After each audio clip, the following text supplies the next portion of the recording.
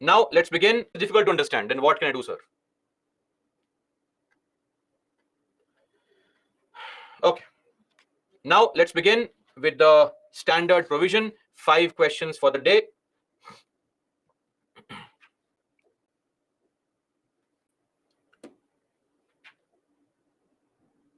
Starting with the very first question, please mark the answer.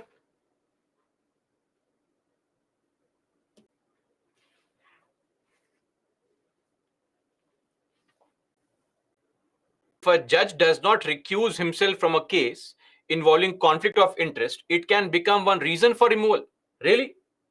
What is the reason to remove a judge? Tell me. What is the reason, the ground to remove a judge? 2 words are mentioned. Only 2 words. Without any definition. Misbehavior, incapacity. If that is not happening, sorry. Simple. So this may not be a ground mentioned. Having a prior or personal association with a party involved, yes, that is actually recusal. So 2 is correct, because we want fairness, we want principles of natural justice. Nobody shall be a judge in their own case. Great, amazing. Moving on to the second question now. Please mark the answer. Great. It is mentioned in this line only. Special leave petition, SLP. Write the article quickly. Article, please. SLP is a discretionary power and cannot be claimed. Of course, it can't be claimed as a matter of right. It is a discretionary power. Both are correct. Absolutely correct, guys. Amazing. Article is 136. Good job. Both are correct. D is the answer. Don't mark C in a hurry, because here C was neither 1 nor 2. Okay. Just pathetic ways to trap some innocent people into marking the wrong answer. Now, third question. Read carefully and mark the answer.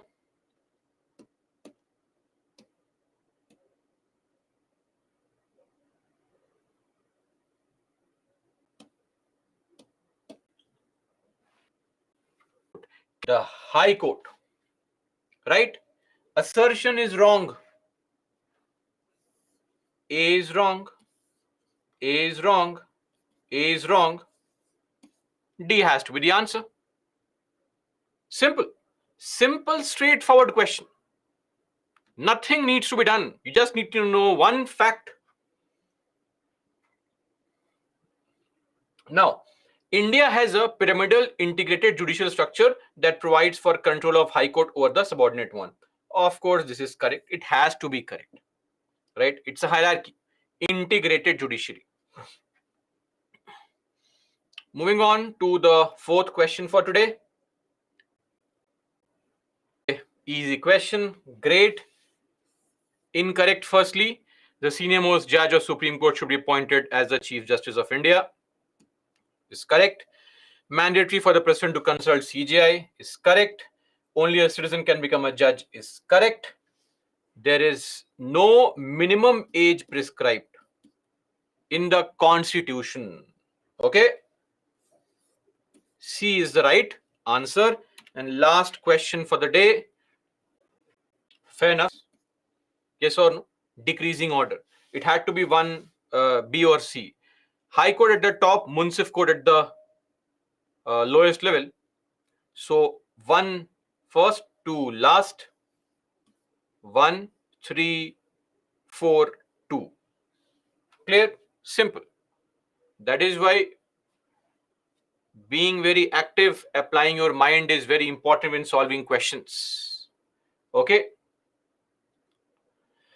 Now, done for the day. Let's move on and discuss the problems in the working of tribunals. Yes. Don't worry. Leaderboard will be shown immediately. Nikhil, Pooja, Dudekula, Pallavi, Maria, Nigandan. A lot of you got all 5 correct. I hope there is no overlap in the weekend batch and the weekday batch, because I believe I gave the same question in the weekend batch also.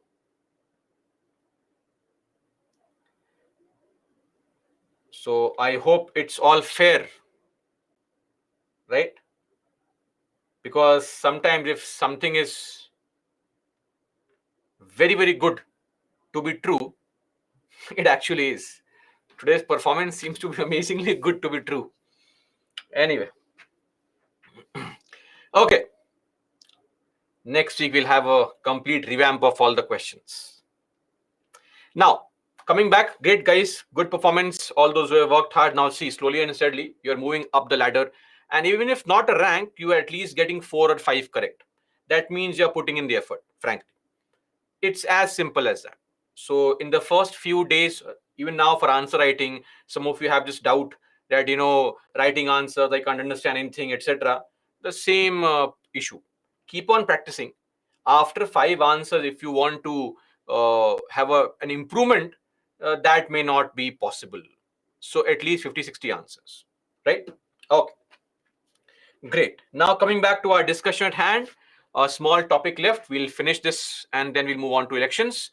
So problems in the working of tribunals. We had discussed the first 2 points. Coming to the third point, independence is compromised. See, take the example of CAT. A very simple example of CAT. If you look at the membership of CAT, CAT comprises of members who are what? Members who are civil servants. Now, who is going to complain to CAT? Tell me. Who is going to complain to CAT? Civil servants. And if a civil servant is a member there, then where is the fairness? A government employee goes and complains in CAT, where a civil servant is a member, a retired IS officer or an IS officer who always owes his allegiance towards government only, then where is the equal, where is the fairness? That's a big problem, right? So CAT, the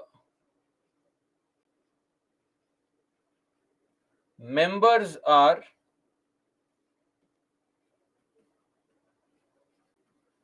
civil servants. Then allegations of corruption. That's also a case. Allegations of corruption that do take place.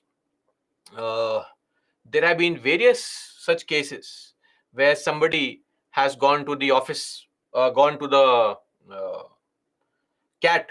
Why? Because he retired, say 2 years back, pension is not being released, gratuity is stuck.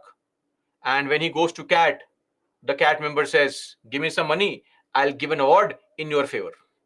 These are allegations. Just a couple of years back, one allegation came to light that this fellow said that my gratuity, around 20 lakh rupees, was stuck, and he had approached the CAT to complain. One CAT member had told him that if you pay me 2 lakh rupees, you'll get your gratuity. I'll give an award in your favor immediately. Now, these are allegations, but again, allegations of corruption that do take place. Then, vacancies. Vacancies, delays in the appointment. Just in CAT itself, 66%, 2/3 seats are vacant.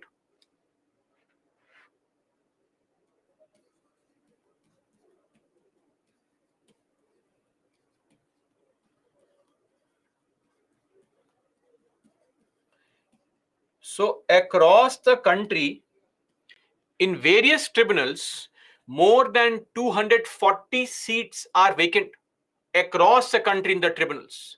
That's a very big number, if you think of it. A very, very big number where seats are vacant. Then finally, lack of infrastructure. In most cases, you'll find that CAT, they maintain their website, which is never updated, unavailable, non-existent, unresponsive, etc. So infrastructure also is very poor with respect to these tribunals. And there has also been this allegation overall that governments try to create more tribunals because they want to usurp, take over the power of judiciary. So we have a phrase for it that's called tribunalization.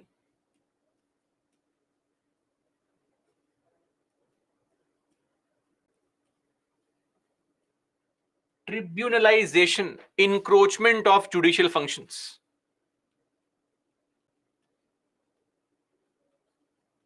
Encroachment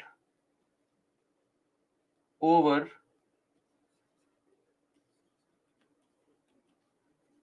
judicial functions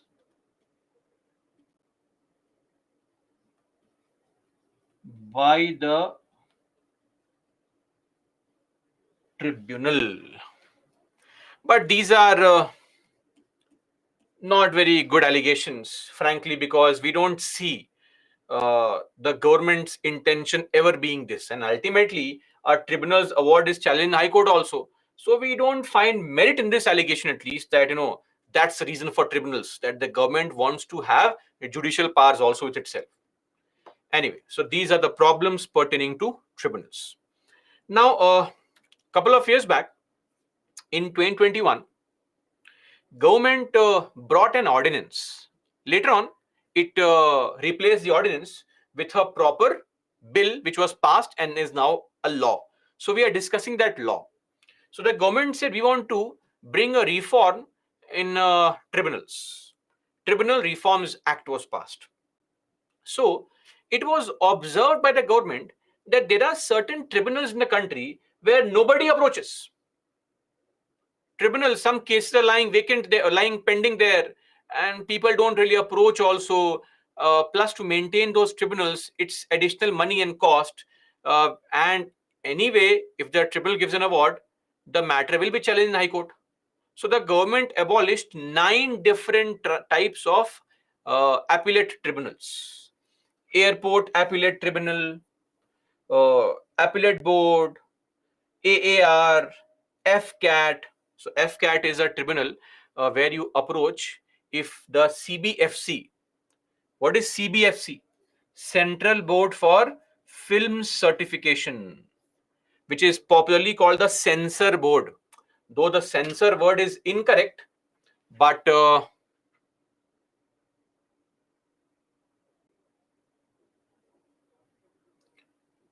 am I audible and visible, guys? Bharti, you have to refresh. Somebody is telling me that my voice is not clear. Please refresh. Experts, please tell them they have to refresh, not me. Okay. Okay. So yes, CBFC. So if at any point of time you go and you want to get your movie released in theaters for public exhibition, that's what we call, under the Cinematograph Act, you have to get a certificate approval, and then based on what content is there, you are given a rating or a certificate accordingly. So you have various certificates like U, UA, A, R, universal access, universal under adult supervision, adult restricted access. Various certificates are given based on what your movie is. If you don't like the certificate,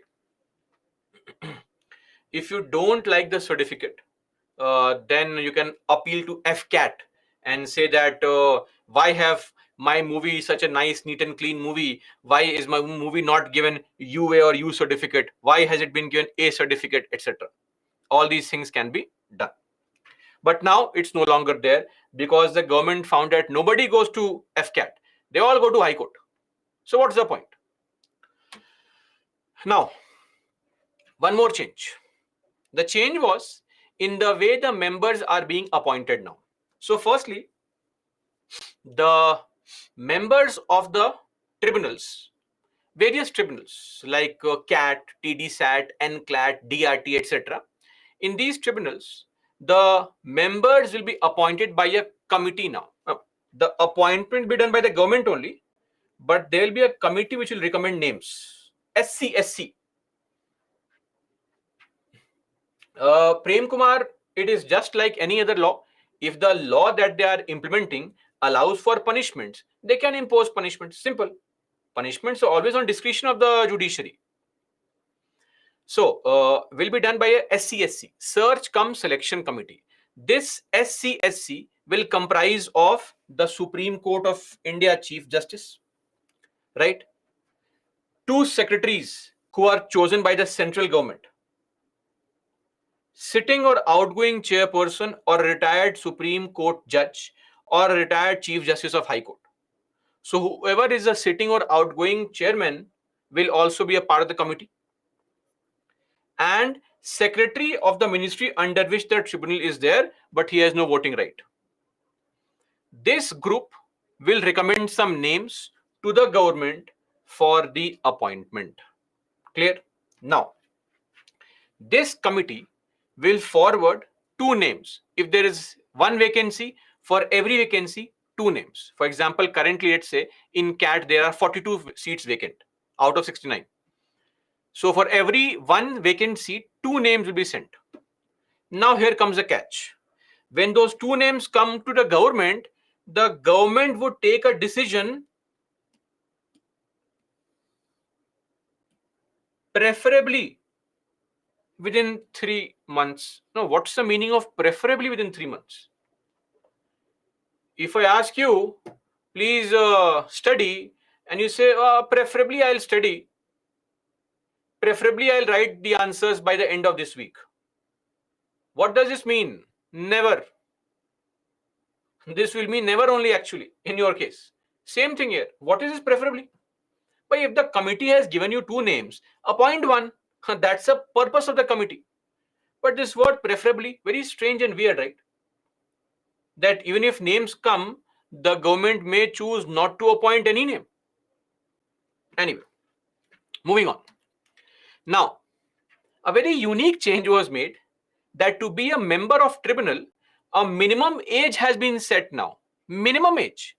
I mean, this is something we have not seen in any place. I mean, Supreme Court judges, High Court judges, in the case of judiciary or those bodies which have judicial powers, there is no minimum age, right? So why suddenly 50 years as minimum age? Makes no sense. What is so magical that happens at 50?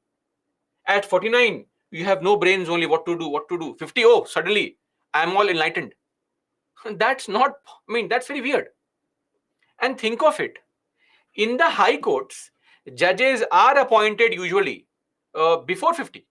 So normally 45 is a conventional age where judges are appointed in the high courts. And tribunals awards can be challenged in the high court.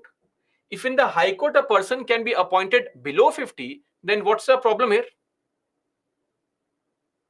Are we clear?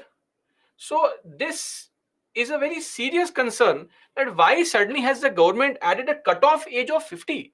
It makes no sense. Now, beyond this, one more point. The tenure of chairpersons, tenure has been reduced and the retirement age has been increased.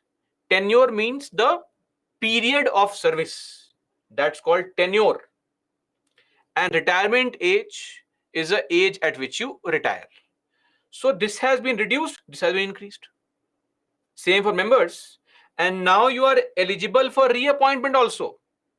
Look at this. Basically, if the tenure has been reduced, right? Now, after 4 years, if you perform very well meaning we know what, giving all the awards in the favor of government only, the government says reappointment. If you don't perform well, get lost. Useless fellow. Sincere employee. Hate you. This is a very old Supreme Court judgment. It's not a very popular one, but it was a very, very important judgment, SP Sampath Kumar case, where Supreme Court had said that we should never reduce tenure of important functionaries. It violates their independence. Reducing the tenure of tribunal members is directly challenging a Supreme Court judgment, which clearly says that we should never reduce tenures, because a long fixed tenure gives stability to the person there. He is free from government's control. That is why longer tenures are preferred as a mark of independence. But sadly here, the government has reduced it. Now comes the interesting part. Please hear me out very, very carefully what I'm going to tell you. I just said that this Tribunal Reforms Act was originally brought as an ordinance. So it was brought as an ordinance. What happened next? This ordinance was challenged in the Supreme Court. Okay, Supreme Court cancelled some provisions. Which provisions? This provision was cancelled. This provision was cancelled, and these provisions were cancelled by Supreme Court, saying this is unconstitutional. Fair enough. When the Parliament reassembled, the exact same ordinance was brought in the form of bill, and this was passed also. Now please tell me one simple question, answer it.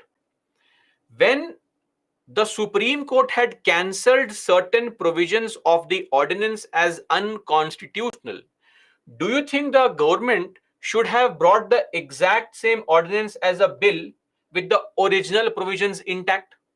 Tell me. Of course not. It is not proper. You have just been told by court that these are unconstitutional. Don't bring it. But the government brought the exact provisions again without paying heed to the Supreme Court judgment. It's like to hell with the judgment. And then this matter is pending in the court now. So the provision with respect to tenure and minimum age, which were introduced via ordinance, were struck down by Supreme Court. This was the Madras Bar Association case.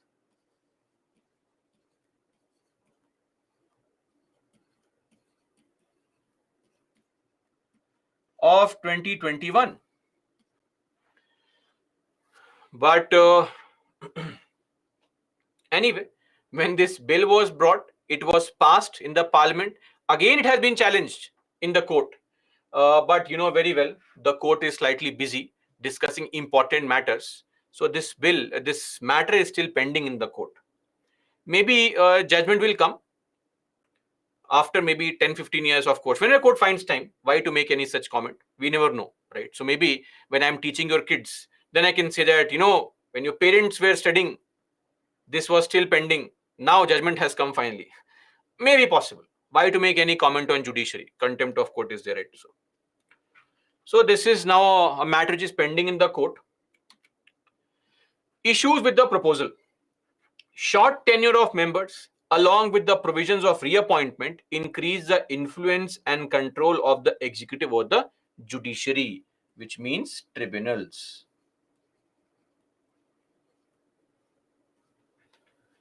And all those who are enjoying this, you will realize it later on that you only are going to approach the cat to complain. Okay. And there, when the cat gives an order against you in favor of government, then we'll see all the people supporting the government will then realize, oh, huge mistake. Anyway, then the provision of minimum age of 50 years. Again, it forms a restrictive qualification. Remember this? We discussed something like this when we were studying a chapter called Panchayats. Restrictive qualification, like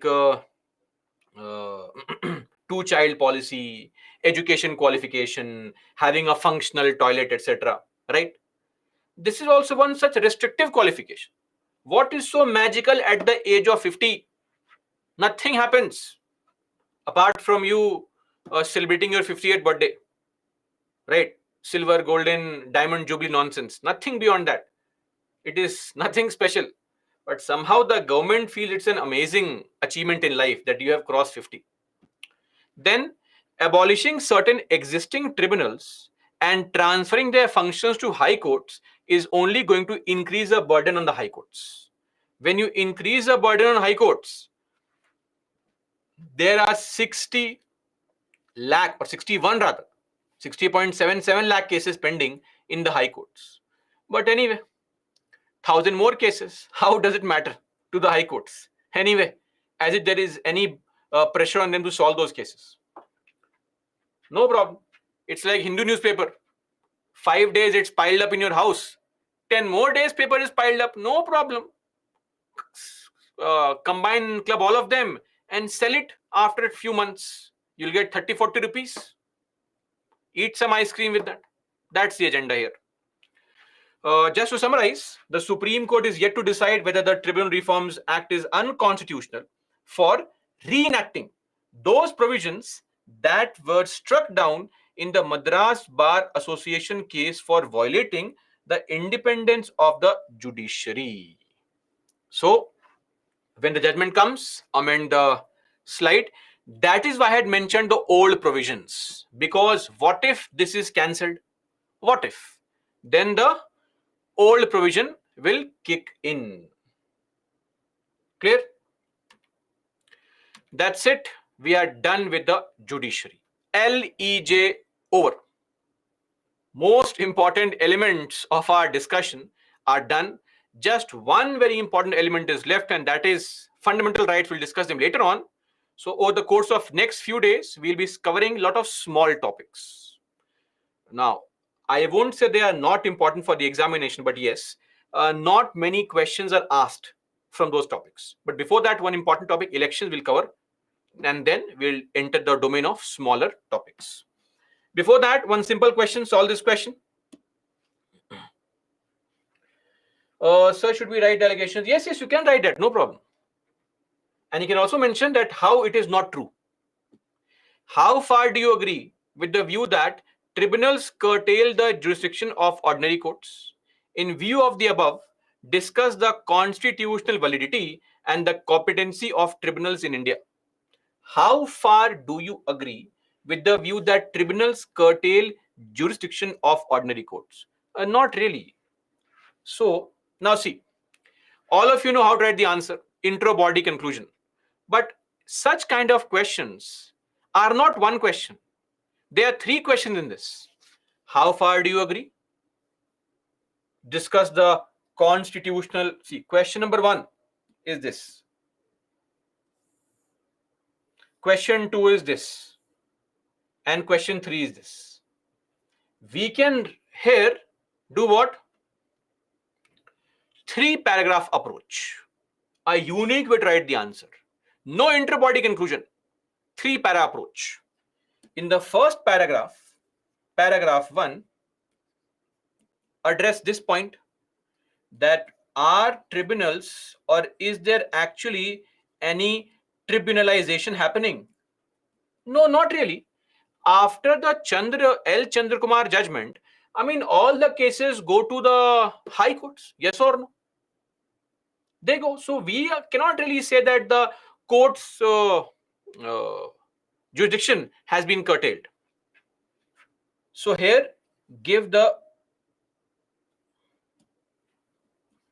mention the L. Chandra Kumar judgment of 1997. In the second paragraph, talk about what? Constitutional validity. Okay. This we'll talk about Article 323, capital A, capital B, the Part 14A, 42nd Amendment Act, all the drama mentioned this here. And in Para 3, mention the competency, the advantages, and the issues pertaining to tribunals. 3-paragraph approach, a very unique way to answer questions. Sometimes this can also be used. So this creates a sense of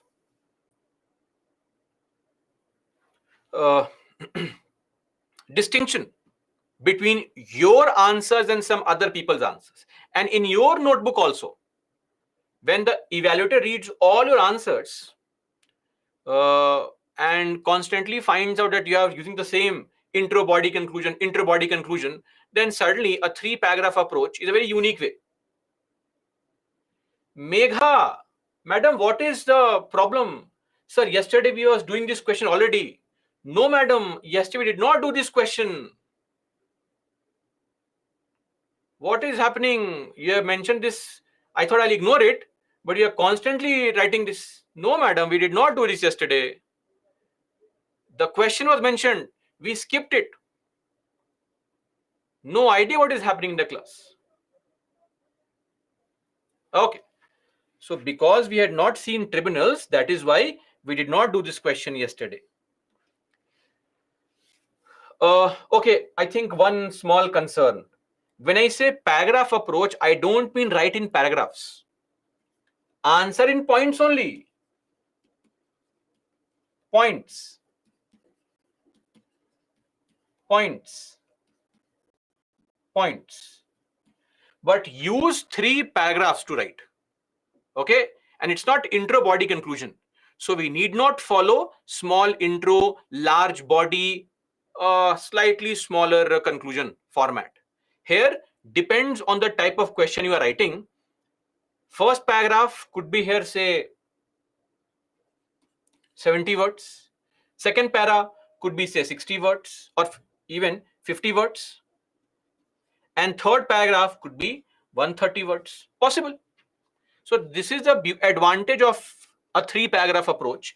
When your question has multiple questions. Are we clear? No, don't write this heading. Not required. No, not this. Are we clear? Did we understand this? Will we try to incorporate this in answer writing? So right now is the time to experiment.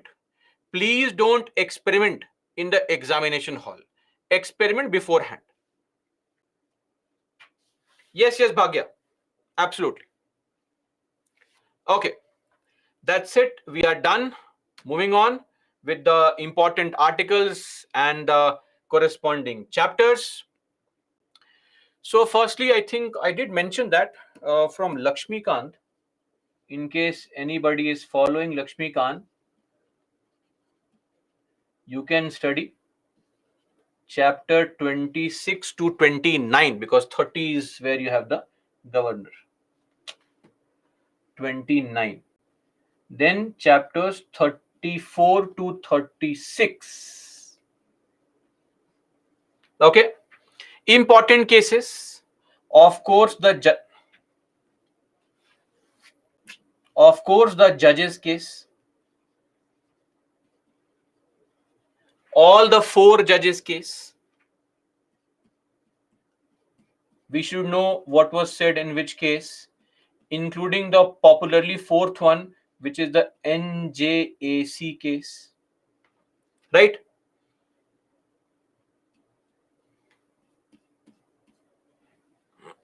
Then, under PILs, my request would be mug up everything as much as you can. As many PILs as you can. Okay? Number 3, L. Chandrakumar.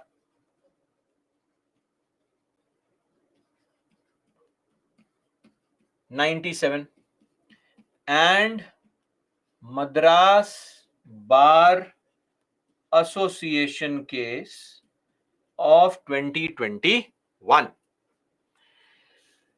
Now coming to important articles. Starting with Article 124, then 129 is important, 130 is important, 131 is important, 136 is important, 137 is important.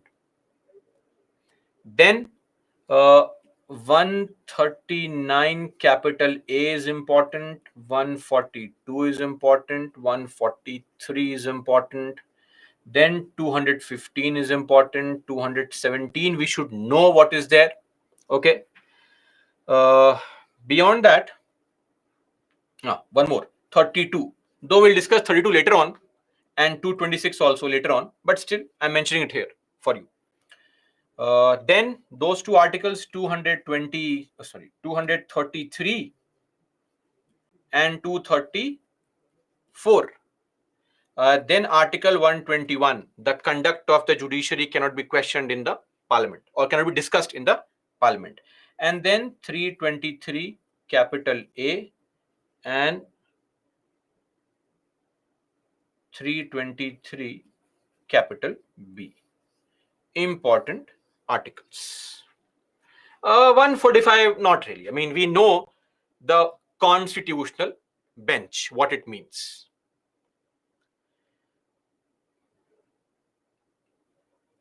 Megha, I see the video yesterday. It was explained. Okay. Of the which issues? What issue? Random issues.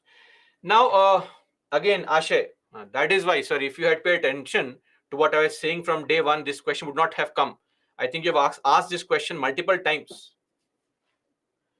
So, again, for all of you, when I mention these important articles, the purpose is to read those articles from the what? Original constitution, right? So download a PDF and read from there, just to get an idea of the legal language used. You know the meaning, the legal language used. Slowly and steadily, if you keep on reading it again and again, you get a hang of how to write these words yourself. That is the whole concept. Clear? Reading Lakshmikant is important. See, I would not make a statement against any book if you want to read it. But my advice is always firstly mug up the PPTs. If you have time, then read any other book, right? And you need not go far, but simply go and verify the previous year questions, prelims and mains, right? And see whether things are covered or not. And you can also check the books, how effectively the books have covered it. So you will find that, of course, the books cannot be updated on a daily basis or on a monthly or annual basis. So they may be lagging behind. And firstly, PPTs. And then focus on Yojana Kurukshetra and monthly magazines and read editorials. That should be sufficient. Sadly, some of you who have a lot of issues or concerns, they are not even doing the bare minimum. And as a faculty, I know who you are. The moment that statement comes, I know what is the future also. But what do I do? So I cannot even scold you. You're not in front of me. So all I can do is to tell you that please study. Don't waste your parents' money. They are putting in a lot of effort to earn money. The world out there is very cruel. So study. Don't be a crusader. Don't. Those who become crusaders right now will end up just wasting their time. Right now is the time to be a student and an aspirant and just study. Okay. Anyway, moving on. Ensiva, tell me, what is your concern, sir? Of course. Who else but Ensiva would ask the question, sir? Tell me. Raja, 218, not really important. Important schedules? All schedules are important, Ashay.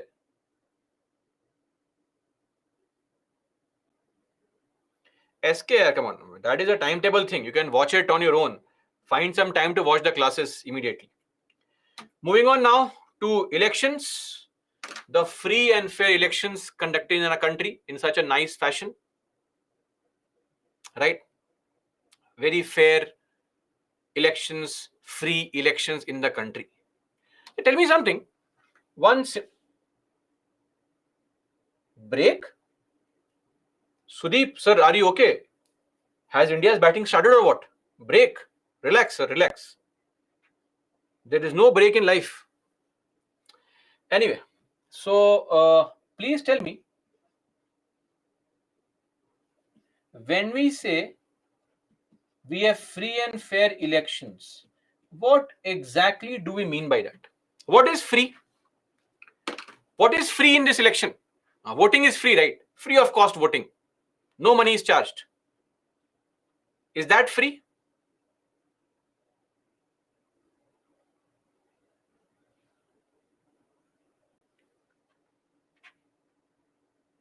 Kavana and Lakshmi. Okay, correct. So the idea of free is very simple. Free means the freedom of choice.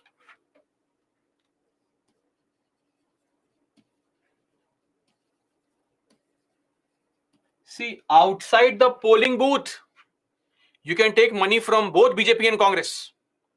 But inside the polling booth, you are free to vote for whichever party you want to.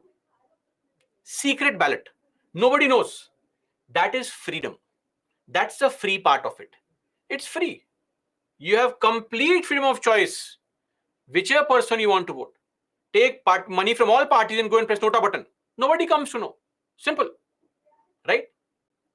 So this is called freedom here. Now what is fairness? Tell me. What is a fairness angle?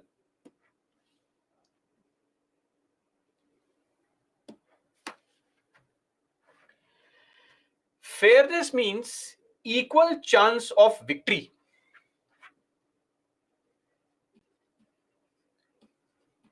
Equal chance of winning the election. Everybody has equal chance of winning the election. That's called fairness.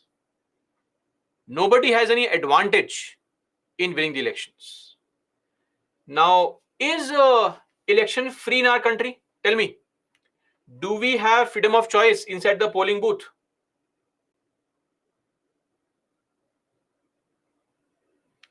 I think yes, we have freedom of choice.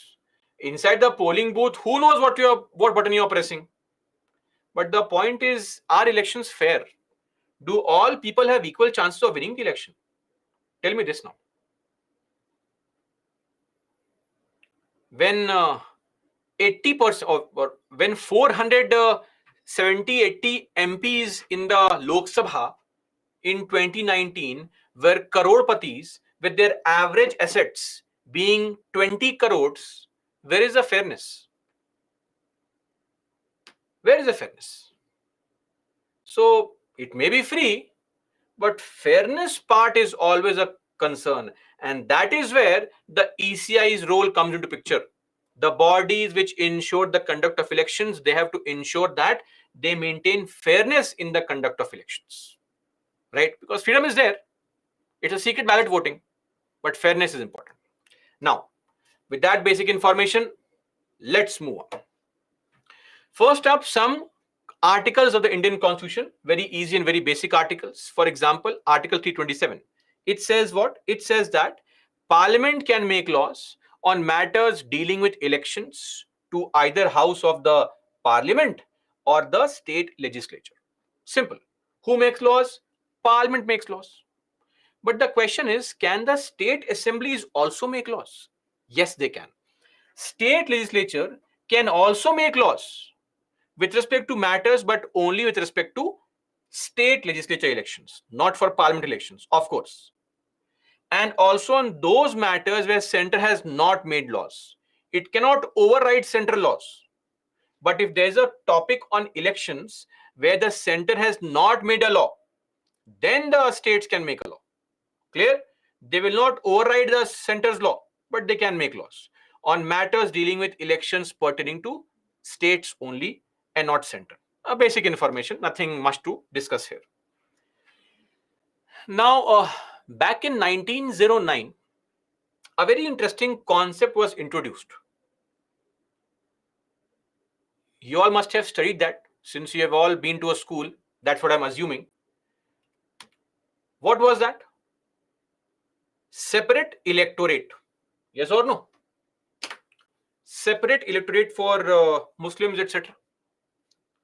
What is that? What is electorate? What is electorate? First class we discussed this word. Tell me. Electorate means voters. Voter list. Electorate.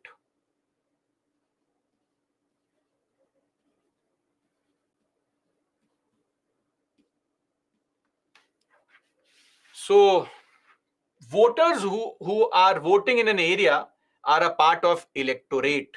Group of voters. The group of voters.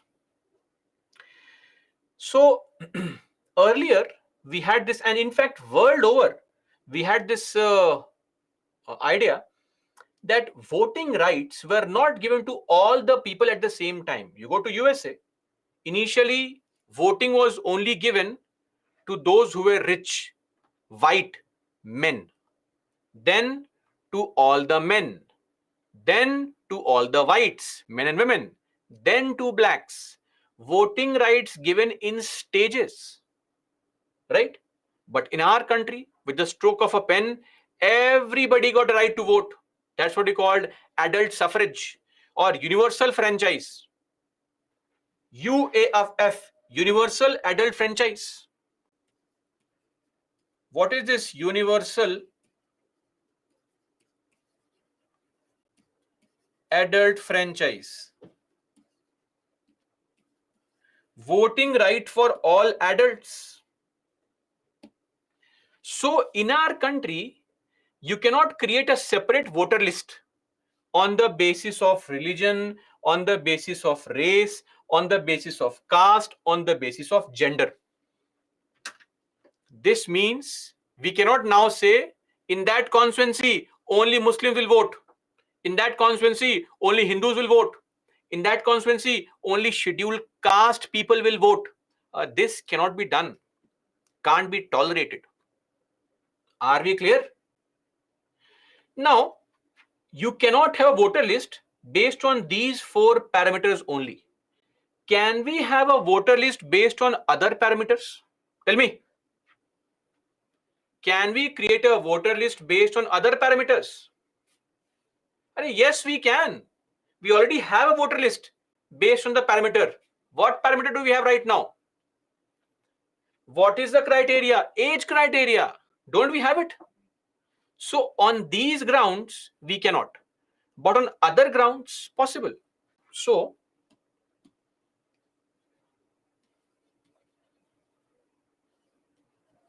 on other grounds, it's possible. For example, age. For example, maybe in future, educational qualifications, etc. A few weeks back, I think in some online class, some teacher said that, a faculty said that we should vote only for people who are educated. And there's a lot of backlash that he faced, right? Of course, I won't make any kind of statement. Until and unless there is no law made by the government, why should we make a statement? Vote for whoever you want to vote. No problem. Right? This is a problem in our country now. You cannot even make a statement because everybody is always super hyper. I think whatever said was in a very generic way, that it is a largely accepted logic, especially in the lower level elections, that there should be some kind of educational qualification. Why don't we make any kind of statement there? Why do you have education qualification for panchayats, municipalities? But people take offense if you say there should be some kind of educational qualification at the Lok Sabha Vidhan Sabha level. Why this offense? Right? We are silent on the same qualification for the local levels. Anyway, so on other grounds, it's possible. Maybe in future we can have on age, on educational qualification, etc. But on these 4 grounds, not possible. Now, one more thing. This is a largely misunderstood article of the Indian Constitution. Sadly, UPSC has also misunderstood this. This is Article 326. I'll explain this later on also again. This article simply says that every person who is above the age of 18 has a right to be a part of electoral roll.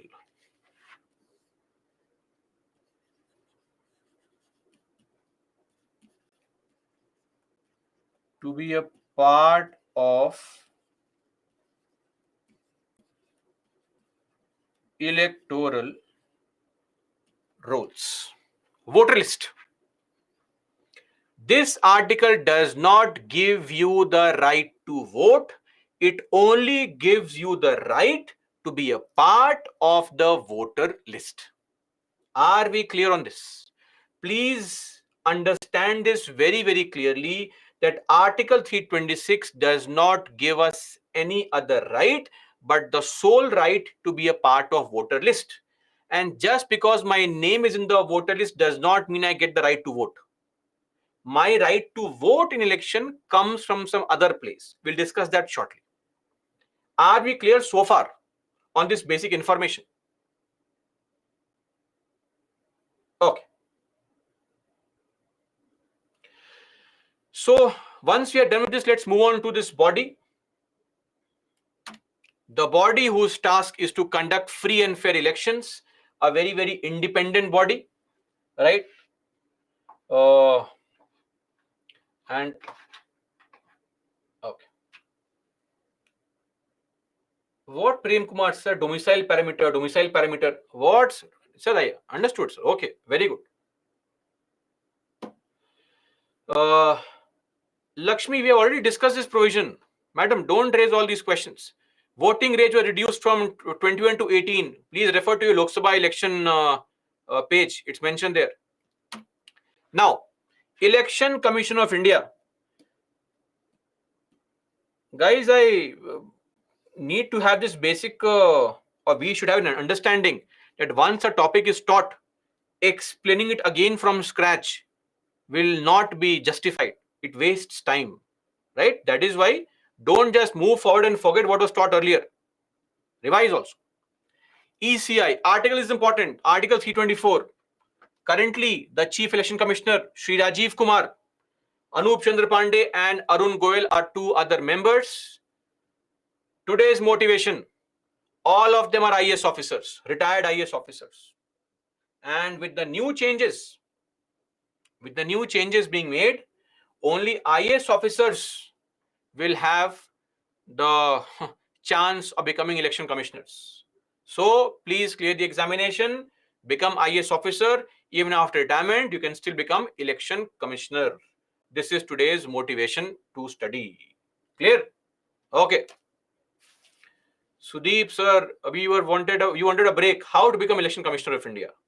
Study first to become IAS. Then we'll discuss that.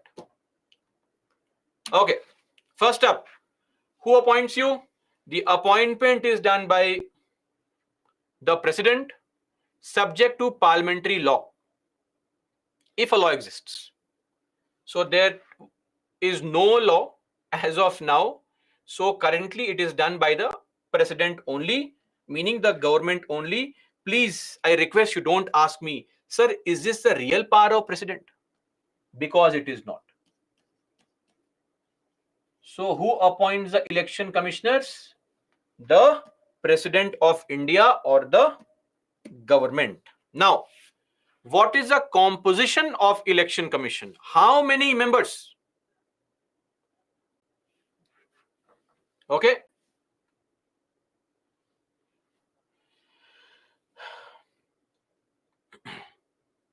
How many members? Just one.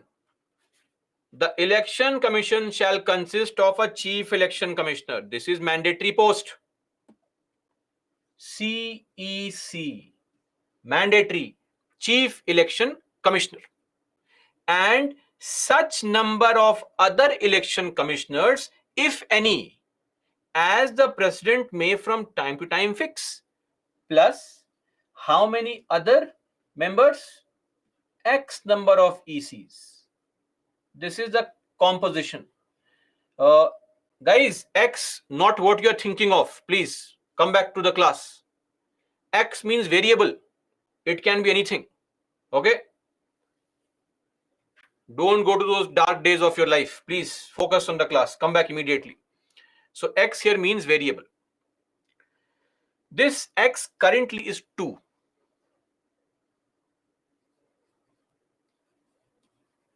Currently,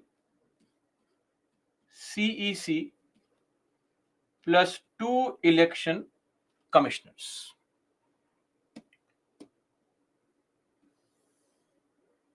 Clear? So CEC, the Chief Election Commissioner, this is mandatory.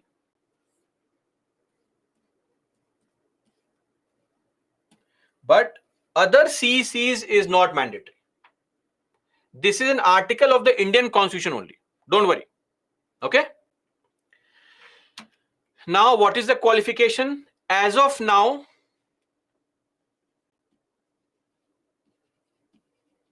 currently, or let me write this currently here.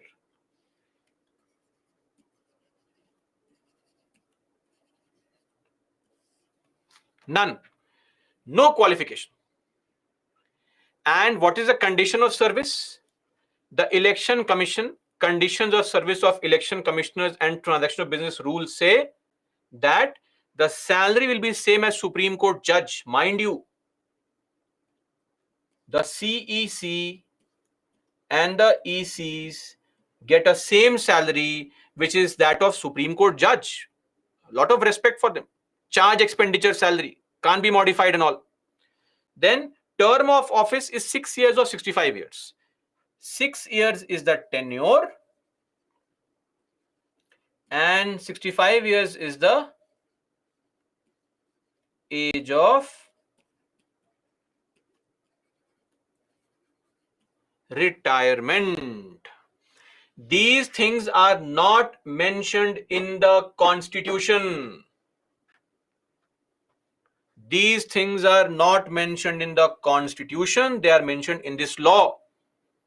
So a simple statement, as per the Constitution, the election commissioners get the same salary as the chief election commissioner. Yes or no? Of course not. The fact is true, but not as per the Constitution. Okay. Now, apart from this, very important. See, these people here, CC and EC, it's a 3-member body. How are decisions taken?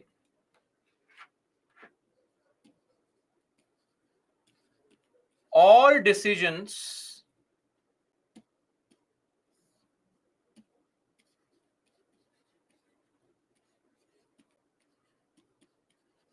majority voting. Clear?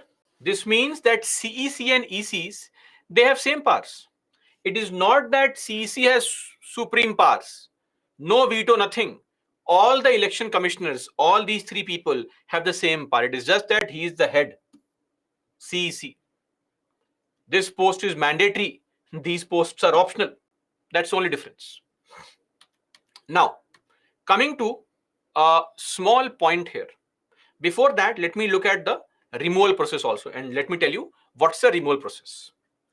The removal of the Chief Election Commissioner is mentioned in the Constitution. And we know this very well. I had mentioned this earlier also, that the CEC is removed on like manners and on like grounds as a Supreme Court judge. Clear? Similar to Supreme Court judge. Fair enough. What about other election commissioners? How are they removed? Other ECs, their removal can be initiated on the recommendation of the CEC. Meaning, CEC can recommend their removal. But nothing is mentioned. What is the ground? We don't know. What is a procedure? We don't know. Any alternative to remove? We don't. Nothing is mentioned. Right? Very strange that all these 3 people have the same power when deciding on when to have elections, etc. But to remove him, you need a special majority in the parliament. And for these 2 people, nothing is mentioned. Nothing is mentioned. How to remove them? Not even a simple process is mentioned. Should there be a voting in the parliament, or should there be inquiry by Supreme Court? Nothing is mentioned. What is the meaning of this? A removal can be initiated on the recommendation of CEC. Then what happens? Sorry, silent. Anyway, please look at this appointment. I think we all agree that Election Commission of India is very important post. Yes or no? Extremely important. Do we agree? To ensure fairness. And if it is very, very important, giving the ruling party, the government, complete and comprehensive powers to make the appointment, how will it be fair? Right? The appointment is completely biased. So, Parliament had never made a law on this, and the government kept on appointing. So, in 2023, this matter came to court in the Anup Barnwal case, and Supreme Court interfered. Supreme Court said, wait. We are here. Why do you worry? Supreme Court said that, sorry, this will not work. From now onwards, till the Parliament makes a law, the appointment of the election commissioners will be done by a 3-member committee comprising of the Prime Minister, LOP in the Lok Sabha, and the Chief Justice of India. Me too, please. Right? Everywhere. CJI also. They will advise the President on the appointment of election commissioners until the Parliament makes a law. Clear? Also, the instruction given was that government, please, the ground of removal of ECs should be made the same as that of CEC. Why are you making ECs devoid of this independence? Their removal should also be like the CEC only, to make changes accordingly. And the conditions of service of election commissioners should also not be varied to their disadvantage after appointment. Meaning, once you appointed them, please don't reduce their salary, please don't modify their tenure, etc. Don't do all the drama with them. Government saw this judgment, said, oh, from now onwards, the CJ will also be a part of this appointment committee. Okay. So government said, wait. Article 324 says Parliament can make a law and provide for the appointment procedure. No problem. Government has brought a bill. That bill is pending. It will be passed, of course, but I have mentioned bill only. It will become an act very soon, so you can make this an act only. Now government says, we are giving a better appointment process. And what is that process? The process is very simple. The senior most IAS officer, cabinet secretary, and 2 other secretary rank officers, IAS officers, they will suggest 5 names of 5 people. That is called a search committee. Search committee will find out names of those genuine candidates and give those names to the selection committee. Selection committee will comprise of PM, LOP Lok Sabha, and a union cabinet minister chosen by the PM. Who will the PM choose? Tell me. Who will the PM choose? I think we know very well. Who will he choose? Right? Let's not write any name. All right, don't write any names. I don't know who will choose. Right? The PM will choose the most appropriate person to be the part of the selection committee. Simple. And this particular selection committee will recommend one name to the president, and the president follows it. Are we clear? Now look at the selection committee. Selection committee, highly independent committee. Government has no control on it, right? This is a part of government. This is a part of government. And what is he doing here? What is his role? 2 people, best friends coming together, LOP Lok Sabha, silent, sitting there. Okay, do what you do like. One more point, guys. This point will be applicable everywhere. So some of you may have a concern that, sir, there is no LOP in the Lok Sabha. What do we do now? Don't worry. If at any point of time there is no LOP in Lok Sabha and in some committee LOP is required, then Mavlankar rule is foregone. Meaning we ignore the Mavlankar rule of the quorum criteria. What is Mavlankar rule? That to become a leader of opposition, you should also have won more than 10% or at least 10% seats in the house. That's called Mavlankar criteria. So if you remove the Mavlankar criteria, then Congress is the largest party in the opposition in the Lok Sabha.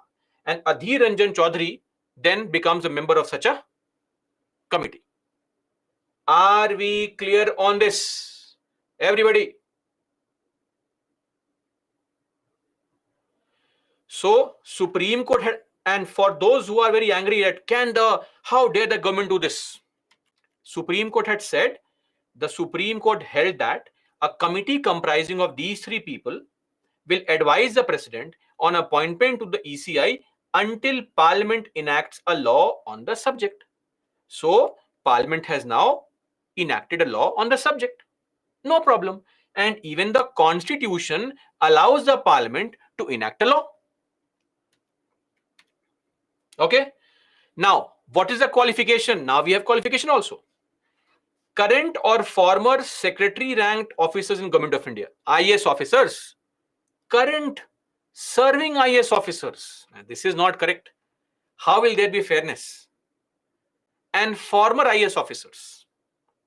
And what's the other criteria? Expertise in managing and conducting elections. Every IAS officer who starts his career in the district, you will have to manage and conduct elections in your district, whether it is for Lok Sabha, initially for Vidhan Sabha, later on for Lok Sabha. It is going to be there. So this criteria, every IAS meets this criteria, almost every IAS. And then you are now eligible to become what? Election commissioner, including chief election commissioner. One more thing. Look at this. Salary and allowances. Salary and allowances earlier were same as Supreme Court judge. Yes or no? Yes or no? When you make somebody's salary and allowance same as Supreme Court judge, you can never modify their salary, their allowance, their conditions of service, etc. A simple example, Supreme Court judges, after retirement, they get staff for life. They get a driver for life till they're alive. And when you make somebody's service conditions same as a Supreme Court judge, you give them authority, right? But now what has happened? Now the salary and allowances are same as that of a cabinet secretary. Cabinet secretary is a government employee. See, salary is the same in absolute number, 2.5 lakhs. But that's not the point. You are now, or your service conditions are now the same as a government employee. How will you ever have the authority to give orders to IAS officers? Where is the respect? Where is the status? Where is the authority? It's gone. Election Commission of India, the independence and the status and the authority is gone. And just to clarify, Ambedkar used to say that there are 4 pillars of the Indian Constitution.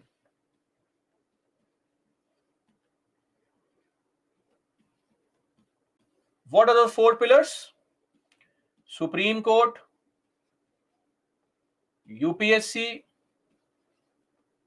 CAG, ECI. 4 pillars of the Indian Constitution. So one pillar now already weakened. UPSC. Who bothers about UPSC? So that's also there. 2 pillars are left, CAG and Supreme Court. CAG's appointment is also done by the government only. Only one pillar is left, Supreme Court. We'll think on it, what to do. Then the ruling party can comprehensively govern the country. Yeah. So anyway, right now they have, through this bill, tried to curtail the Election Commission of India. And lastly, term of office 6 years or 65 years and not eligible for reappointment. This is the current bill which will become an act Of course. So once this becomes an act, this will this will no longer be applicable. Okay.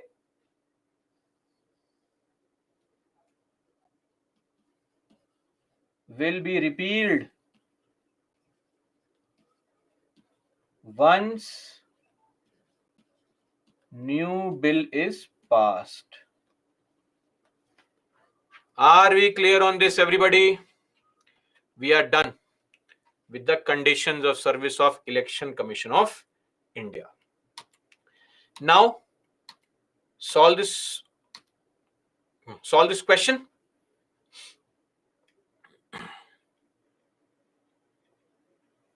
Asked 20 years ago.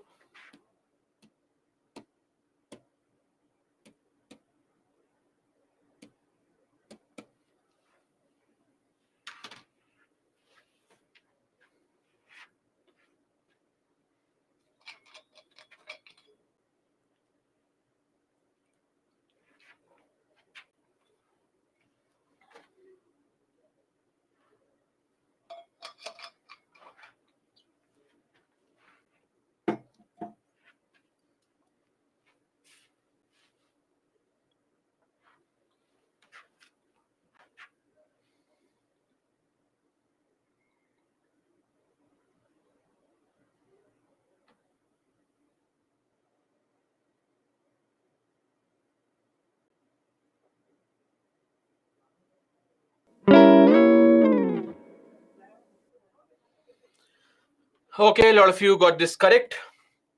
The CEC and other ECs enjoy equal powers but receive unequal salary. Sorry, this is wrong. Same salary. One is wrong. Remove these two. Good old days of elimination. Then 2 has to be correct. Let's check 3. The CEC shall not be removed from his office except in like manner and on like grounds as Judge of Supreme Court. Absolutely correct. B is the answer. And the CEC is entitled to the same salary as Judge of Supreme Court. Is correct, will no longer be correct in future. So 2 will become wrong in future. And the term of office of Election Commissioner is 5 years. Wrong. Or 62. Wrong. Wrong. Done. Moving on now to functions performed by the ECI, the Election Commission of India. Okay. Option number 3, sir, what is there to understand? The Chief Election Commissioner shall not be removed from his office except on like manner and on like grounds as Judge of Supreme Court. Same process. How to remove them? That's it. Now,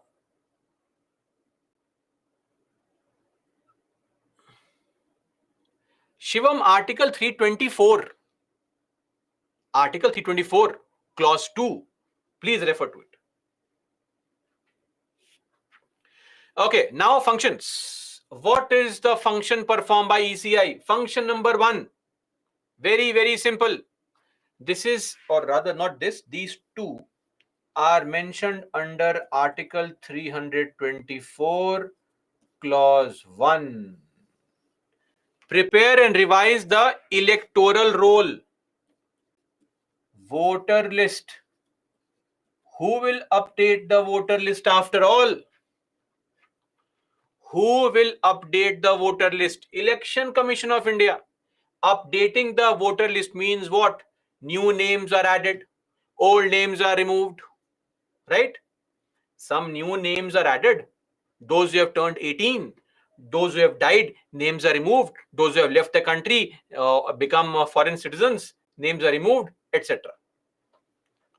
Then ECI conducts and supervises the election of Lok Sabha, Rajya Sabha, Vidhan Sabha, Vidhan Parishad, election for the president, for the vice president, every election except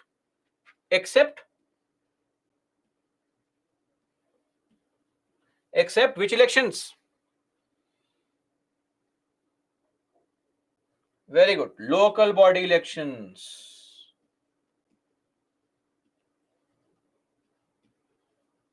For local bodies, who conducts the election for panchayat and municipalities?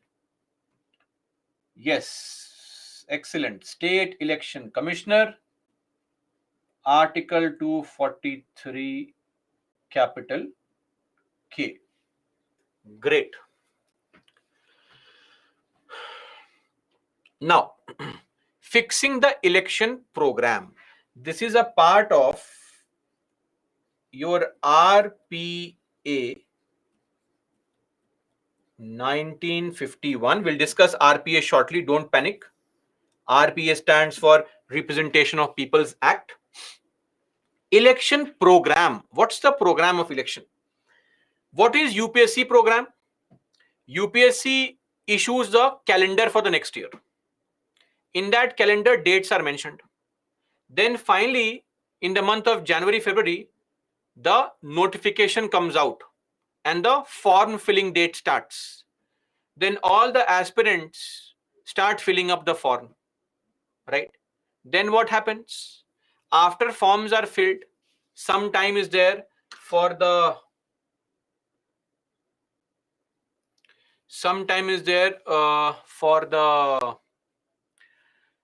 UPSC to look into the form you have filled, and the first rejection is there only.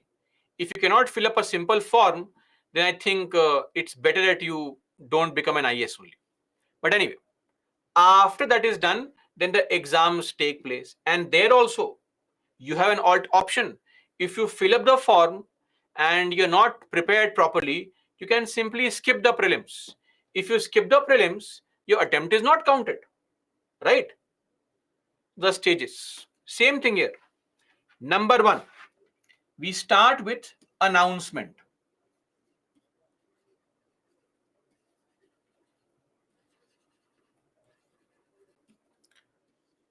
Announcement of elections. Done. Once the announcement is done, then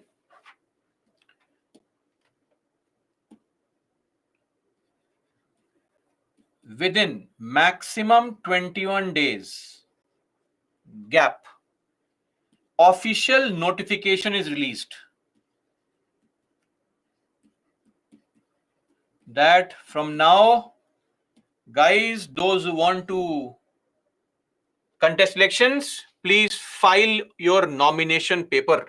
Just like you fill up your form, file your nomination paper. The nomination paper filing window is very small. It is not a very long window. That window is 7 days. 7 days. After this window is over, then you have scrutiny of nomination. So,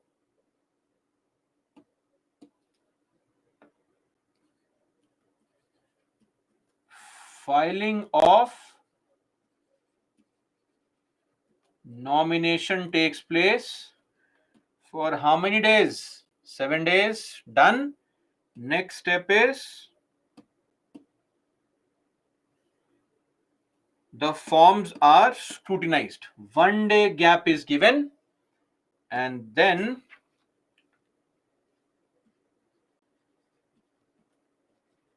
scrutiny of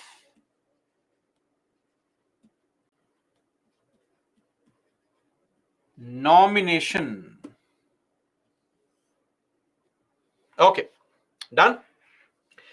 Then a chance is given that if somebody says, no, I can't contest elections, I feel too shy to speak in public, no, I can't lie so much, sorry, I can't speak so much in public, they can take back their nomination. Withdrawal of nomination.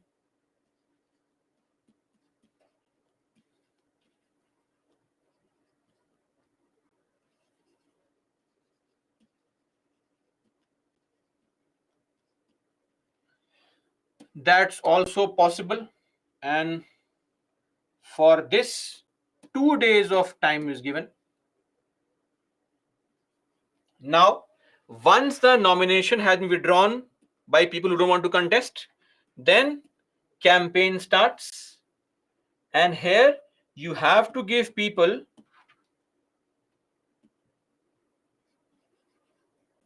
minimum 14 days of time to campaign. Once the campaign period is over, then the polling begins. Once the polling begins, depending on which state you are polling in, if it's a larger state, then what happens? Maybe over 3-4 days, 3-4 stages. If it's a small state, on single day, all the polling ends. Then finally, the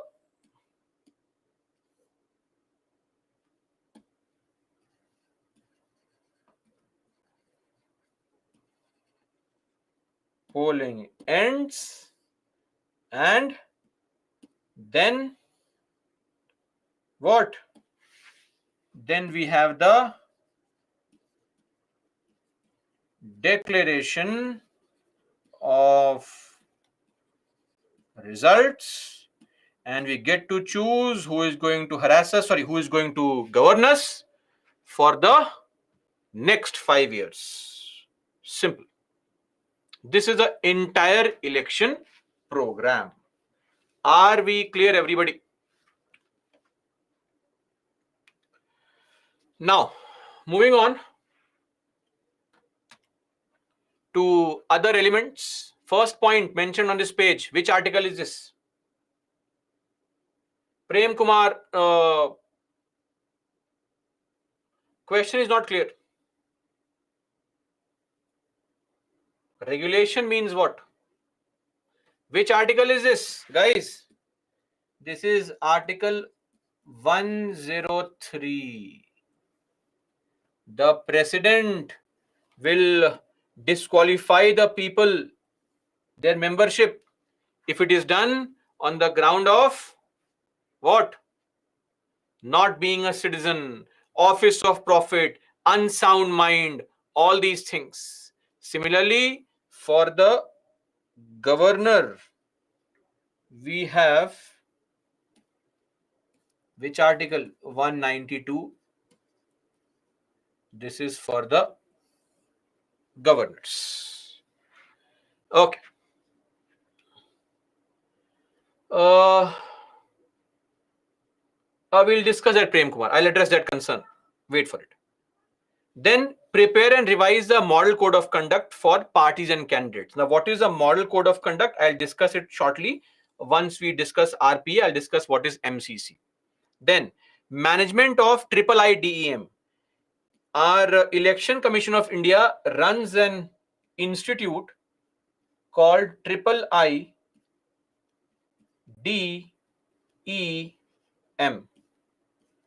India International Institute of Democracy and Election Management. Clear? Basically, this is a institute which showcases the greatness of the ECI in conducting elections. And this is an institute which also provides advanced training program for election commission officials.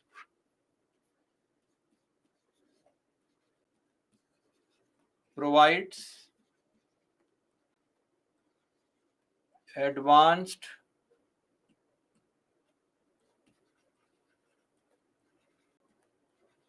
training for EC officials from other countries.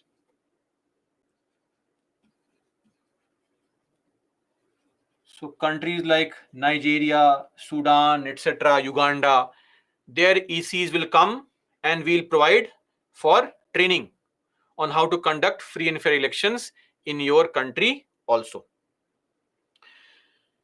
Then examine the account of expenditure.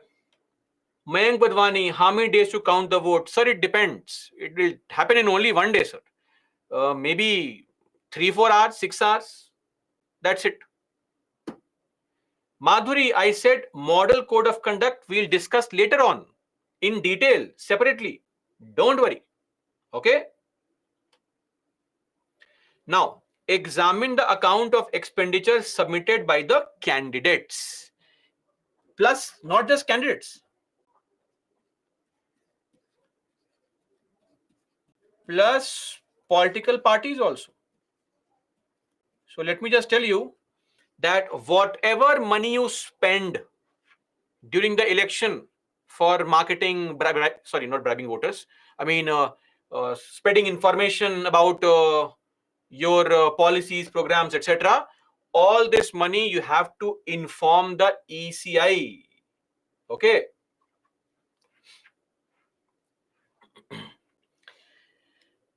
Now, this would be in case the election is Lok Sabha elections, right? For Lok Sabha,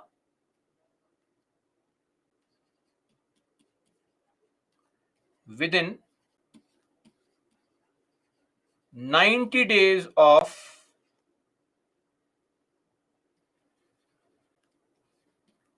conduct of election, Lok Sabha, within 75 days of conduct of election to the Legislative Assembly. Why is this done? To ensure that no party crosses the limit of expenditure. Why? Because we'll come to it. But before that, some other points. The Election Commission decides the criteria for recognizing parties. So basically, in our country, think of it like this. Political parties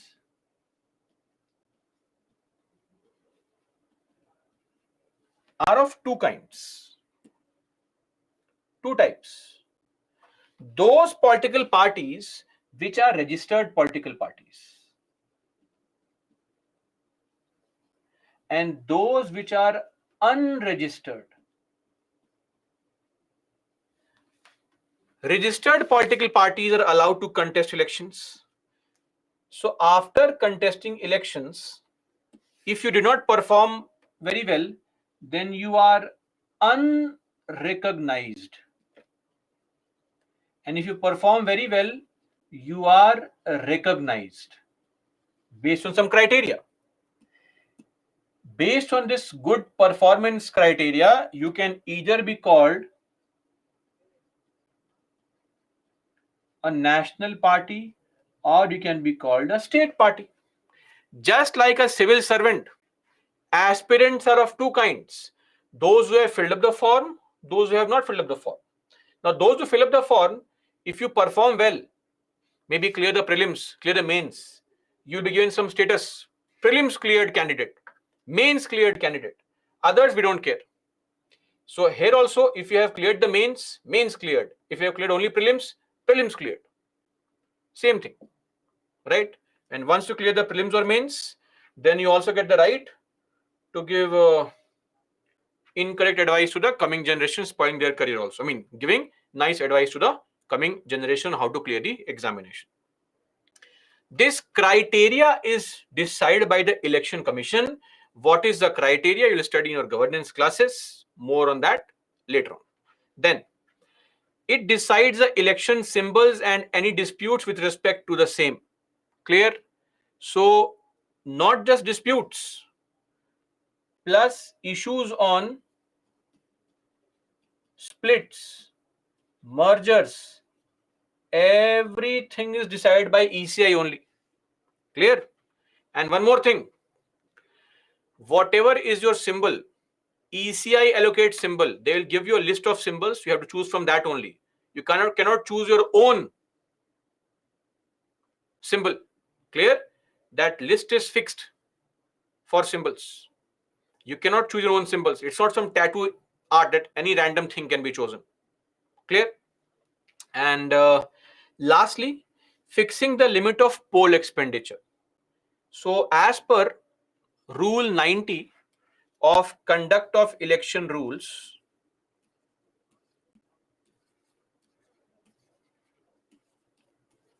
individuals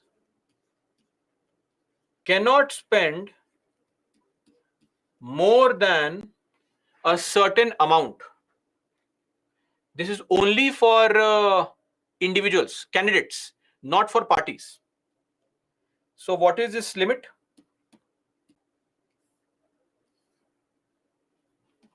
Lok Sabha and the Legislative Assembly. In the case of Lok Sabha, it is 95 lakhs.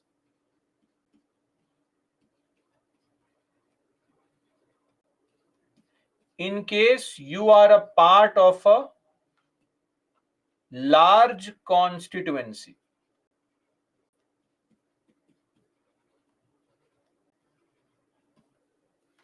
and it is just 70 lakh of 75 lakhs if you are a part of a smaller constituency. Who decides that? ECI decides that, don't worry. In the Vidhan Sabha, what is the limit? This limit is even low, 40 lakhs and 28 lakhs. Now you are a better judge here. Why should I make any statement?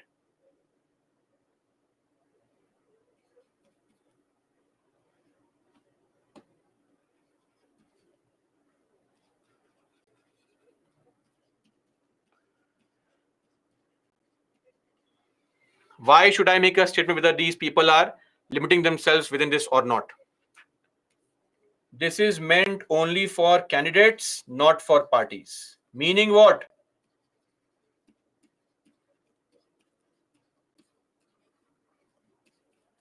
Every individual who is contesting elections from any party,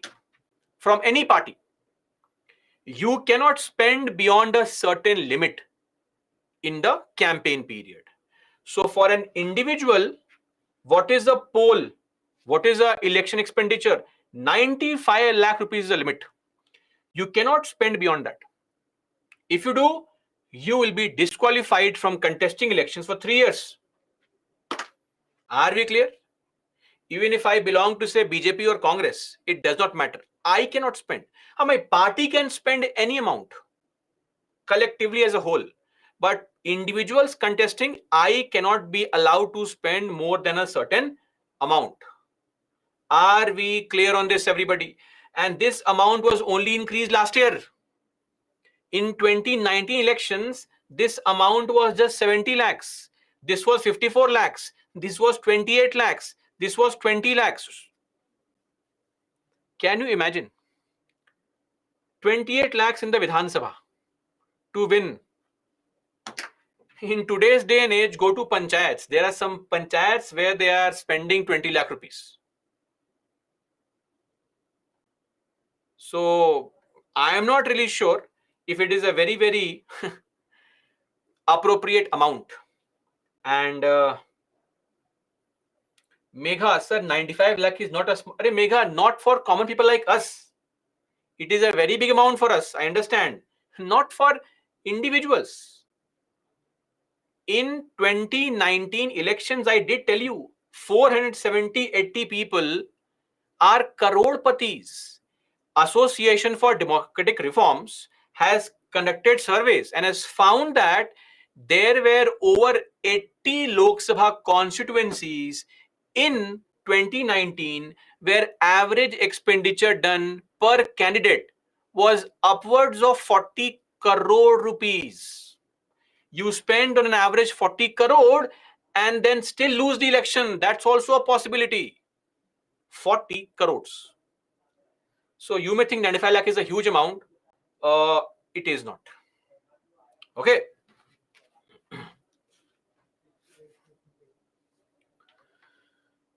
So this is there with respect to these parties. Where does the money come from, Mary? We contribute it. Parties do not have any revenue source. We give money to parties. People give money to parties. Just want all such things in your governance classes. Not here. Governance classes.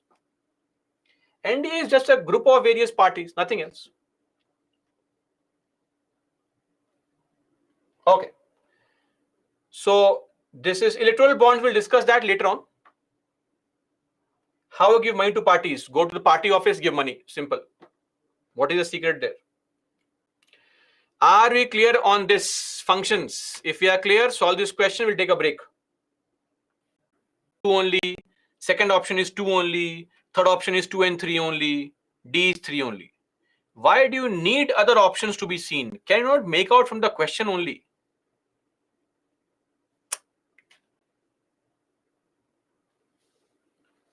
What kind of excuses do we have? Other options can't be seen. The right option could be seen. ECI is a 5-member body. Is wrong. Ministry of Home Affairs decides election schedule. You please tell me, who decides election schedule? Election Commission of India. Imagine Mr. Amit Shah deciding the election schedule. Tell me. It will be completely fair, of course. Wrong. Wrong. Right answer. Simple. 3 is right. Okay, so that is there. Just a point here. This announcement, as I said, is done by ECI. Notification is released by the president or the governor officially. Done. So this is there with respect to the functions. Now we are done with ECI. In case you want to study Lakshmikant, feel free to study that. Lakshmikant, chapter 42. And important articles.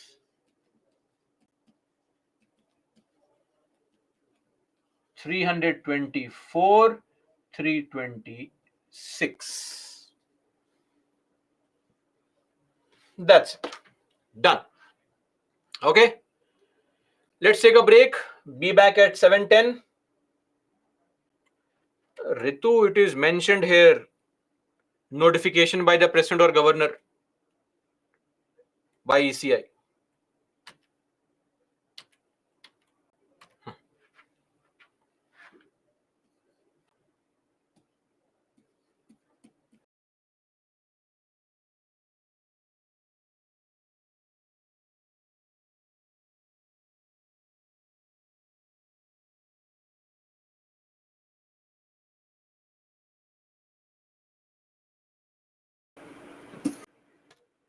Now coming to RPA.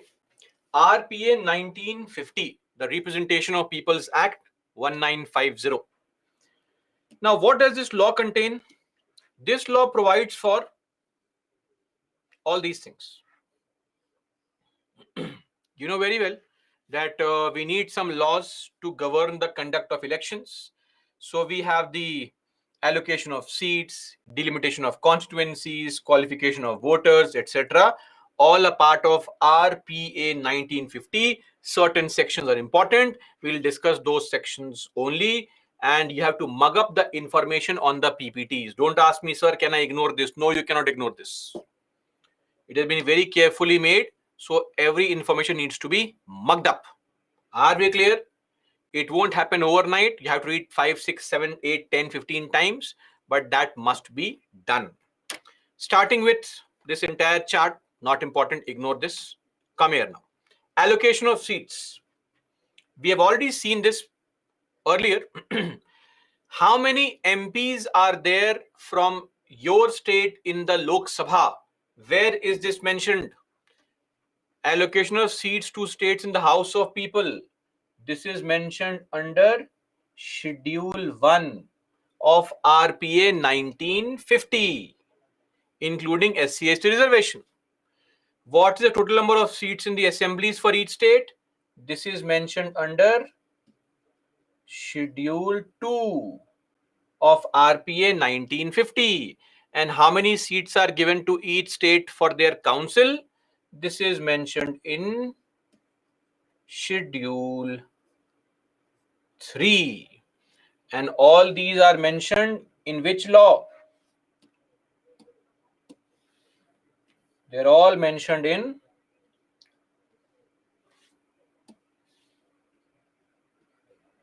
RPA 1950. One more. Oh, Godavari is asking me Rajya Sabha. How sweet and innocent a question. So others, will you please point out where is this allocation of seats to Rajya Sabha mentioned? Thankfully, you remember it is mentioned under Schedule 4 of the Indian Constitution. Right? So, for Rajya Sabha, it is not mentioned in RPA, it is mentioned in Schedule 4 of the Indian Constitution. Please don't be confused. Done. We know this information already. Now, officers to deal with the elections. So, what types of officers do we have? See, Election Commission of India has no other task to perform except elections. But elections don't happen always, right? So, Election Commission of India is a very small body comprising of limited staff. They take up government staff only on loan for a temporary period to conduct the elections. Now, in every state, they have a person called Chief Electoral Officer, or in each state, there is an officer called Chief Electoral Officer. Then we have district election officers for each district. Then we have returning officers. Who are returning officers? These people are there for each constituency. What is the task of a returning officer? What is the task of a returning officer? Returning. What is he returning? Returning officer is a name given to a person who manages the election in a constituency and returns and gives to people the winning candidate. Hence, returning officer. He is returning a winning candidate to all the people that you guys, you have chosen this politician as a winner. Take him. Clear? Now, when it comes to Lok Sabha elections, the district magistrate is the returning officer. When it comes to Vidhan Sabha elections, the sub-divisional magistrate or SDO, he is the what? Returning officer. So when you initially join the services as an SDM, etc., you will be given the task to manage elections in the Vidhan Sabha. Here, some of you are finding RPA difficult. Now you'll have to certainly conduct elections on your own. Difficult task, right? Now, the entire constituency is divided into small parts called booth. So voters in an area go and vote in the polling booth. How many of you have never voted for the elections in any elections?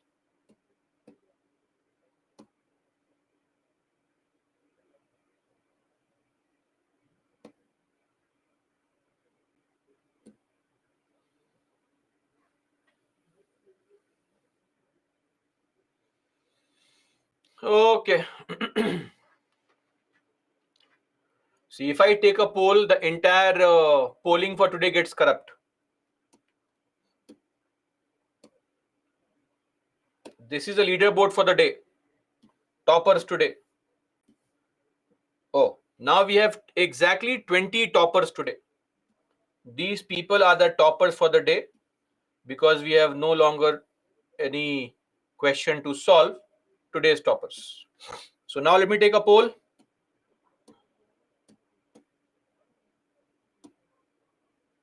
A for yes, B for too young, under 18 to vote, and please type B if you have chosen not to vote because of any other reason except eligibility.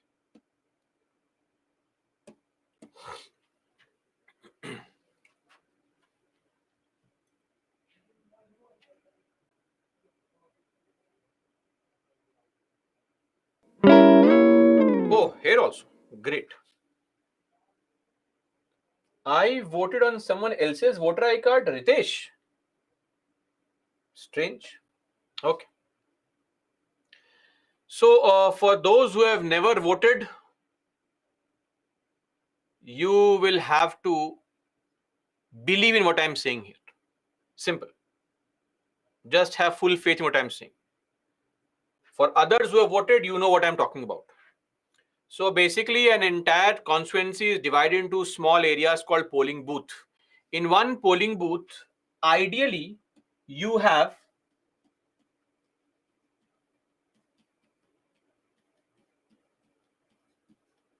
800 to 1,000 voters, but the upper limit is 1,500. So in a polling booth, you will never have more than 1,500 voters. And the election commission says that we ideally want a polling booth to be within the range of around 1 or 2 kilometers. So ideal range, 2 to 3 kilometers, meaning within the range of 2 to 3 kilometers of every citizen, there will be a polling booth. Now, this may not always happen. If you live in a state where there is very less population, density is very low, then we cannot have polling booth in every house. But the point is that you will not be forced to travel a lot of distance to vote. Simple. Okay. Now, inside the polling booth, there are some officers called polling officers.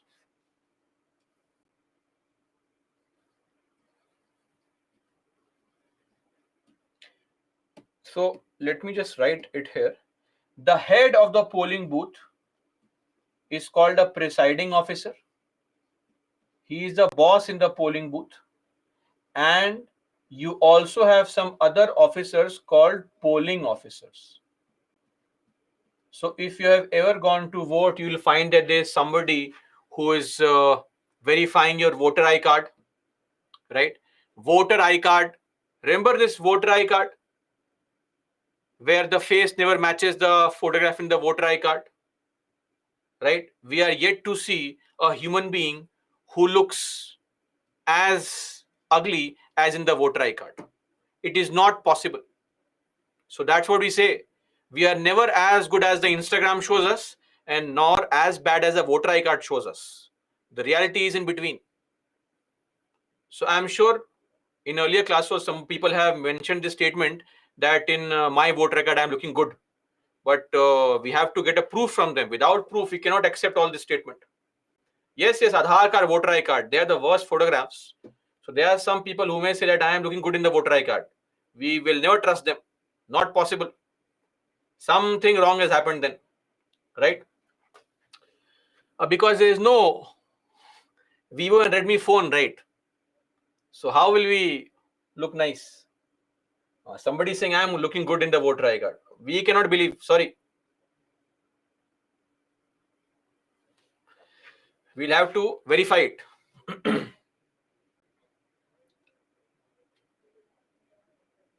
Okay. So these presiding officers, Asif, sir, we are great democracy in India. The people of JNK get chance to vote before a decade ago. Asif, sir, you will get a chance to vote. Don't worry. Good things take time. It will happen.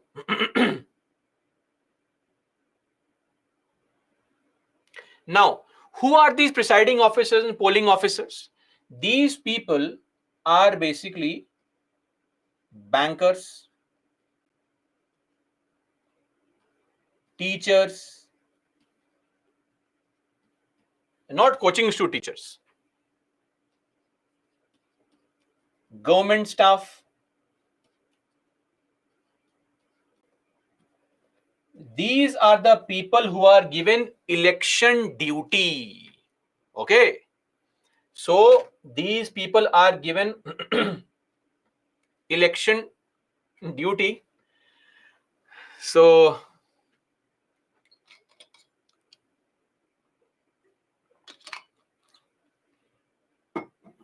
some money is also given. Don't worry. Some money is given It depends. The returning officer decides how much money will be given to these people to conduct election duty. It is your task to ensure fairness in the what? Election procedure or the conduct of elections on the polling booth. 7,000 per year? No, Tarun. It is just a one-time thing. Why per year? It depends. If it's a city, the rate is low. 1,200, 1,500, etc. If it's a difficult area, then the rate is very high. 2,400, 2,500. So it all depends. Are we clear? Sometimes only refreshment. No, sir. Money is given always. And the returning officer decides. So it is not a fixed amount. It will vary from one place to another. Clear? So that is there. So this is for the polling booth. Now one more point. Under Article 324, we just saw the functions of ECI, that ECI updates the voter list, electoral roll. But don't think that the election commissioner will come to your house and knock the door. Hello, did anybody turn 18 this year? And names. He is the election commissioner. So what they do is, they have appointed some local government employees or local PSU employees or some local body member as a booth level officer, BLO. This concept is in use since 2006.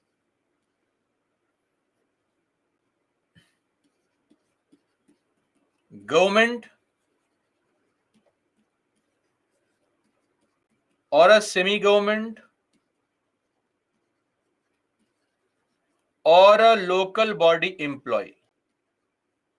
And this person's task is to update the electoral roll. Okay, they will actually collect the field data, registration forms, etc. And it is said that they are a friend, philosopher, and guide of the local people. Okay, it is a part of RPA now, section 13B, subsection 2. Muni, yes sir, my colleagues are doing BLO duty. Mustaba, I am also BLO.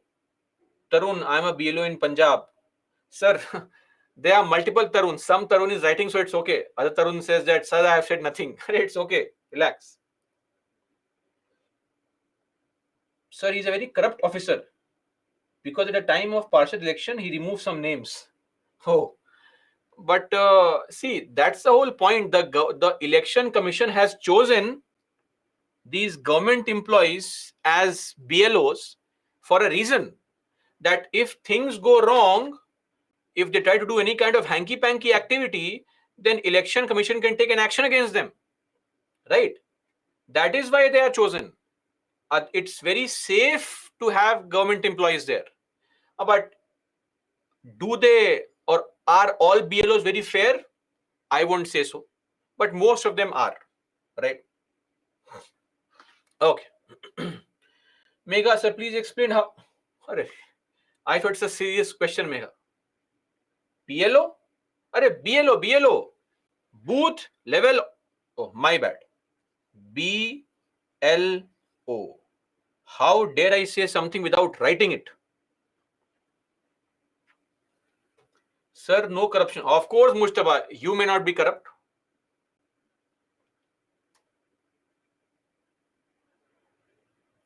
My mother is also BLO. So great. We have a lot of people here whose parents are also booth level officers. Amazing. So you know how the voter list is updated. In most cases, it is very genuine. But I will not deny the fact that there will be a situation where sometimes there is some kind of malpractice happening in updating the voter list. Now, coming to types of voters, we have various types of voters. One type of voter, largely all of us, Aam Aadmi, general voter. Then we have service voters. Then we have NRI voters. NRI, non-resident Indian, an Indian citizen who is living in a foreign country. Remember those people who then go to a foreign country and come back with a changed fake accent? NRIs. NRIs. They also can vote because they are Indian citizens. And then absentee voters. These are people who are employed in delivering essential services. Absentee voters. So what is the voting right given to all these people? One by one. Very simple, very easy to understand. Firstly,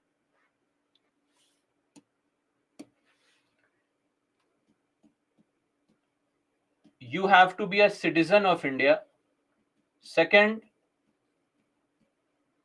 age factor, that is 18 or above.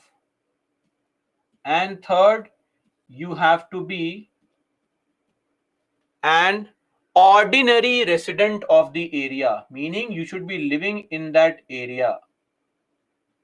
Are we clear on this?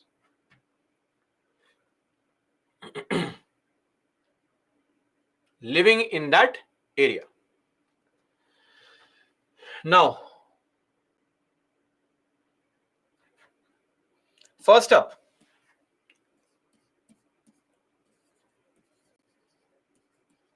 general voter. How does general voter vote? There is no option but physical voting. You have to go to the polling booth and cast your vote. Simple. Go to the booth, press the button, choose the leader. No alternative. Second criteria or category, service voter. Service voters are of three kinds. Number one, people of the armed forces. Number two, police employed outside the state. And number three, Government of India employees.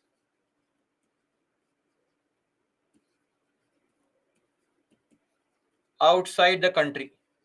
So all of you here who become IFS officers, right, will be posted outside in some country like say Uganda, Somalia, Canada, right, Afghanistan, Pakistan.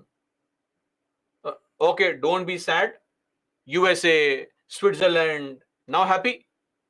It is your luck factor, sir. Okay.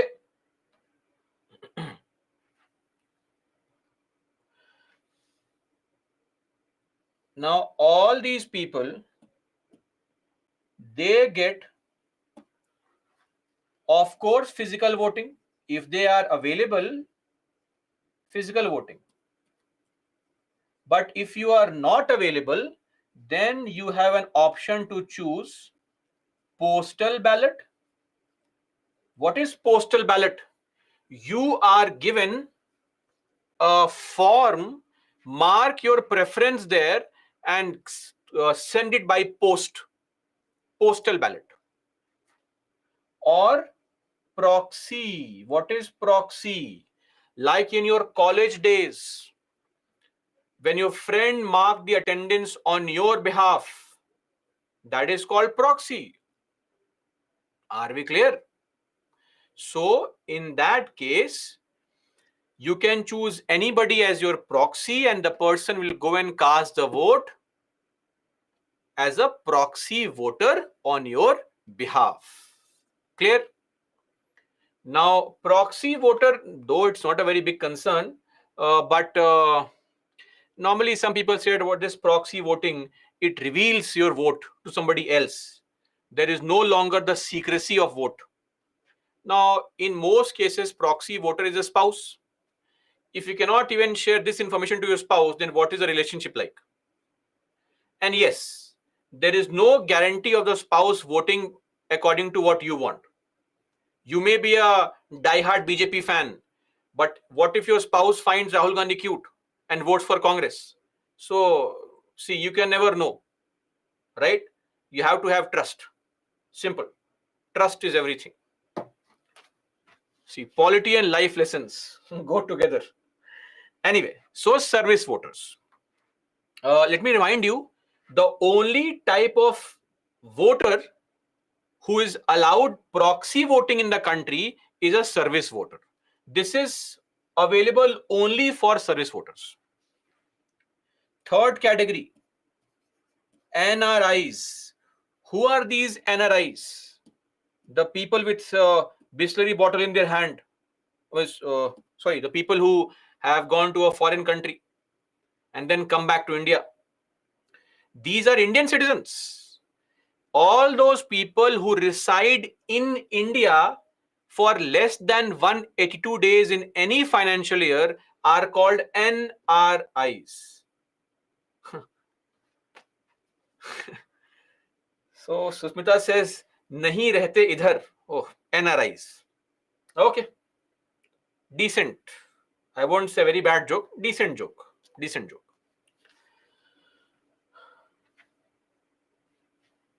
Okay. Now, NRIs. So, yes, Pardesi, all okay. Yes, Roshan, non-resident of India. Don't be angry. So, NRIs living in some foreign country, right? As a student, working there, etc. So, the idea is here is very simple here. NRIs have to come back and vote. Are we clear? You have to come back and vote. So, physical voting. Now look at a situation. You are living in, see, if you are in Sri Lanka or Bhutan or Nepal or Pakistan, then very easy to come back. Very easy and simple.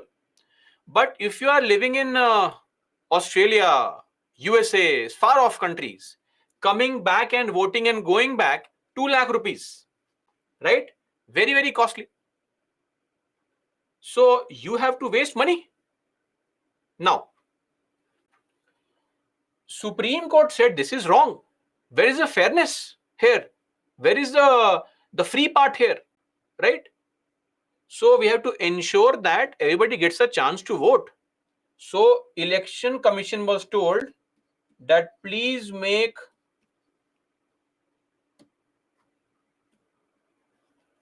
available the facility of e-postal ballot for NRIs. As per Supreme Court order in the Nagendra Chindam case of 2015, Supreme Court said that e-postal ballot should be introduced. Now, what is E here? E means electronic. So, some of you may say, sir, online voting. No, this is not Indian Idol. Are we clear? We are not sitting on Indian Idol show. And if Election Commission makes available some kind of platform to vote online, the site will be hacked in seconds. Forget minutes, seconds. So online voting with complete safety and security may be a challenge. E part here means what? It means that you are sitting in a far off country. You can download the ballot form online. The PDF is sent to you. Click and download the form. Electronic part is over. That's it. Then you fill up the form and manually post it, send it via post to the concerned returning officer. Are we clear on this? So don't think it's some online voting. But let me clarify, even this is yet to be implemented. Yet to be implemented. So as of now, NRIs have no option. They are earning too much money. So please come and vote. Okay. See, the election commission says that there is logistic issue across the globe. Somebody living in African country sends his vote. Somebody in Australia sends his vote. Somebody in Pakistan sends his vote, etc. Now, it may not always be a case that the votes reach on time. That could be a huge challenge for ECI. That is why they say we are thinking on how to implement it. So, as of now, only physical voting for NRIs. The fourth category of voters are absentee voters. Who are these absentee voters? Three categories.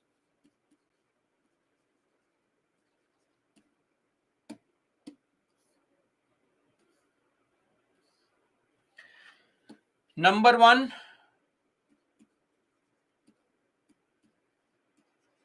delivery of essential services. Number two, absentee voter. Persons with disabilities. And number three, senior citizen.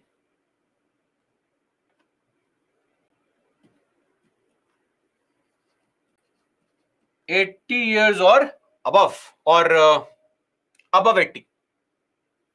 Okay. Whose age is more than 80. Are we clear? For all these categories of people, they have the option of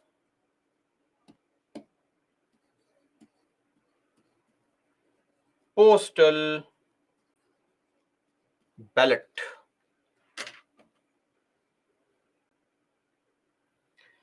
Delivery of essential services means somebody employed as a doctor somewhere, right?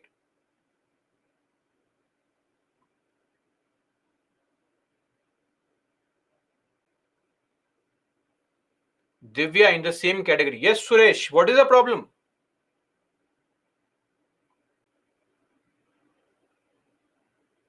Sir, guys, there is no mandatory voting for anybody. Are we clear?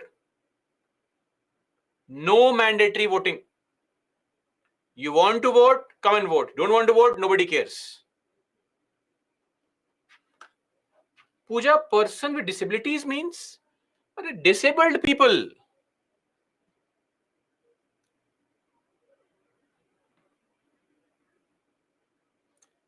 Rifa, I do not track the whereabouts of Sania Mirza, so I am not really sure whether Sania Mirza is living outside India for 182 days or not.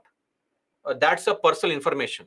Why don't you find out yourself this information? Let me also know. Soyab, yes, of course. Venkatesh and others, postal ballot is very simple. You are given a form, fill up the form and send to the concerned ECI office where you are registered voter, and then your vote is added.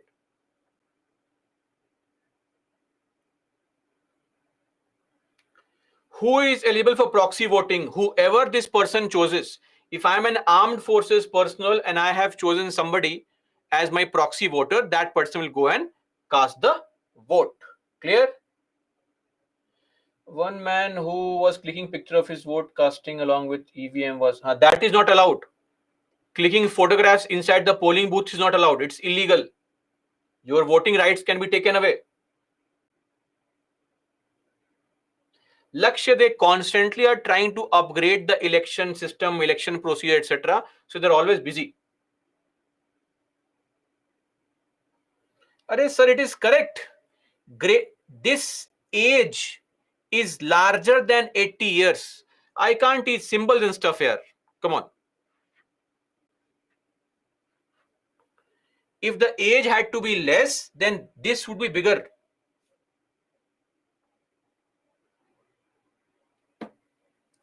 No. Proxy voter should be eligible to vote. Okay. Absentee voters are those people who are either person with disabilities, those who may not be for them who it is not possible to go to the polling booth, or very old people, not the senior citizens, all of them, but those senior citizens who are above 80 years of age, and then those people who are employed in delivery of essential services like, say, fire services, medical services, etc.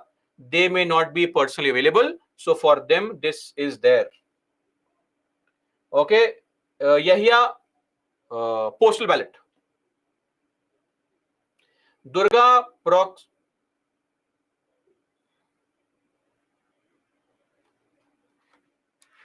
senior citizens, there is a dot here. Their age should be more than 80 years. I hope this symbol is okay for everybody.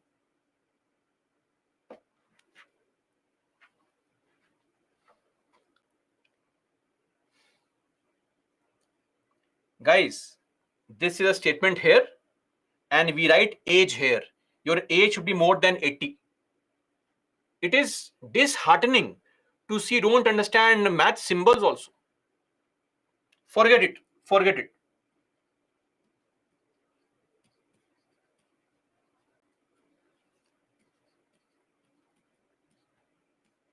Ignore it.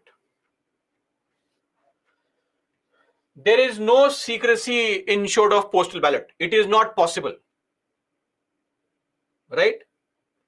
Now you see, the idea is that the ballot paper comes, we put all the ballot papers at one place only and count them, right? But you want me to ensure that the person who receives the ballot paper does not see it on his own? We can't ensure that. Simple. Okay. No, art students or not, but still, this was math still class 10th. Done. We are done. E-postal ballot here means the form is available to you online. It will be sent via PDF or whatever form, right? Postal ballot is basically the norm where you go and collect the form from the Election Commission's office and fill the form and send it by post. Done. Types of voters. Now coming to right to vote. Under Aksar, in many states, government employees vote. Yes, yes. Election Commission has also advised that to incorporate more and more voters, if at all it is possible, the government officials can go to somebody's house and also get their vote. It is largely just to act as an incentive for people to vote. It can't be done at a large scale. It is done just for, I would not say showbazi, but just done to showcase that, see, we want everybody to vote. It acts as an inspiration that if an old person is voting, then youngsters, come on, go to booth and vote. Like recently, ECI enrolled Sachin Tendulkar as their brand ambassador to spread this idea of voting being very important.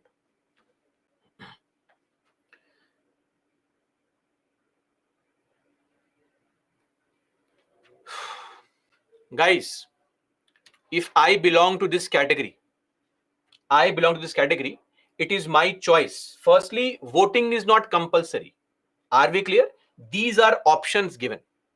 If I don't want to vote, I'll sit in my house and enjoy my life.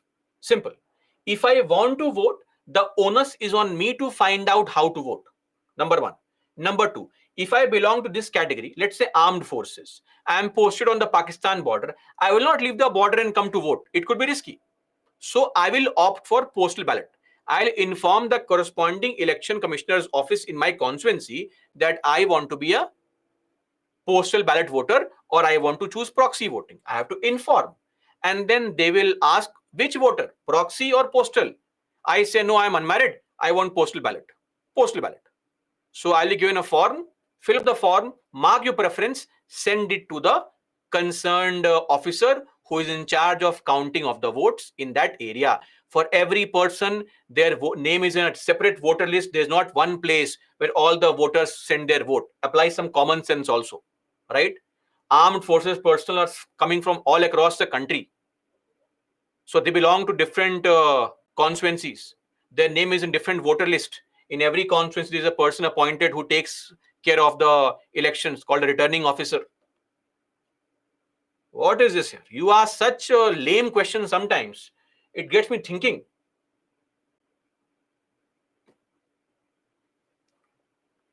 Anybody can be a proxy voter. Anybody.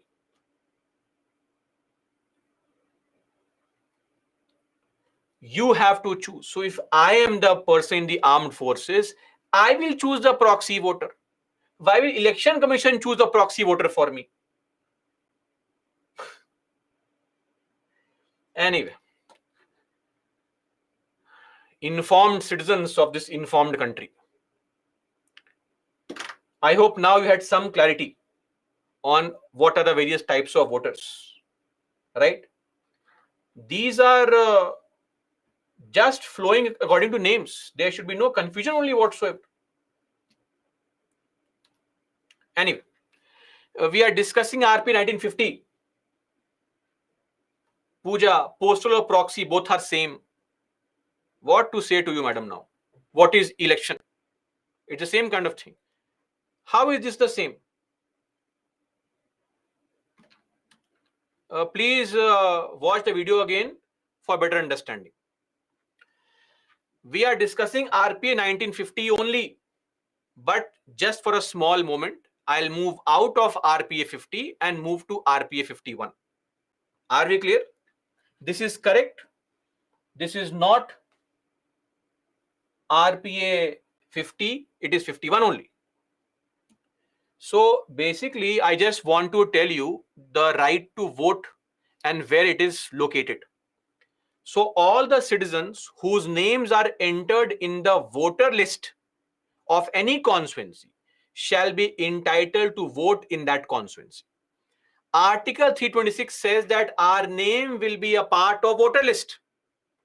This section 62 of RPA says that if your name is in voter list, come on, go and vote. This is the right to vote for every citizen of the country who is a registered voter. Are we clear on this? Now, just to clarify this point here, because some of you may find information on the web otherwise. So let me clarify here on right to vote.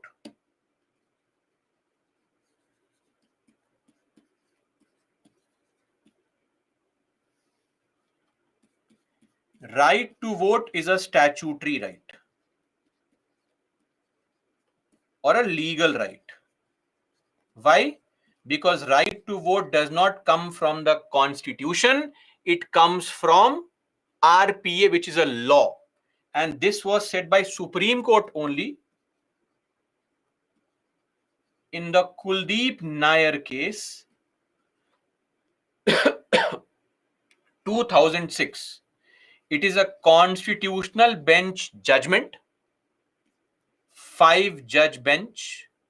So far, there has not been a single judgment which has overturned this judgment. So this judgment stands valid. Are we clear?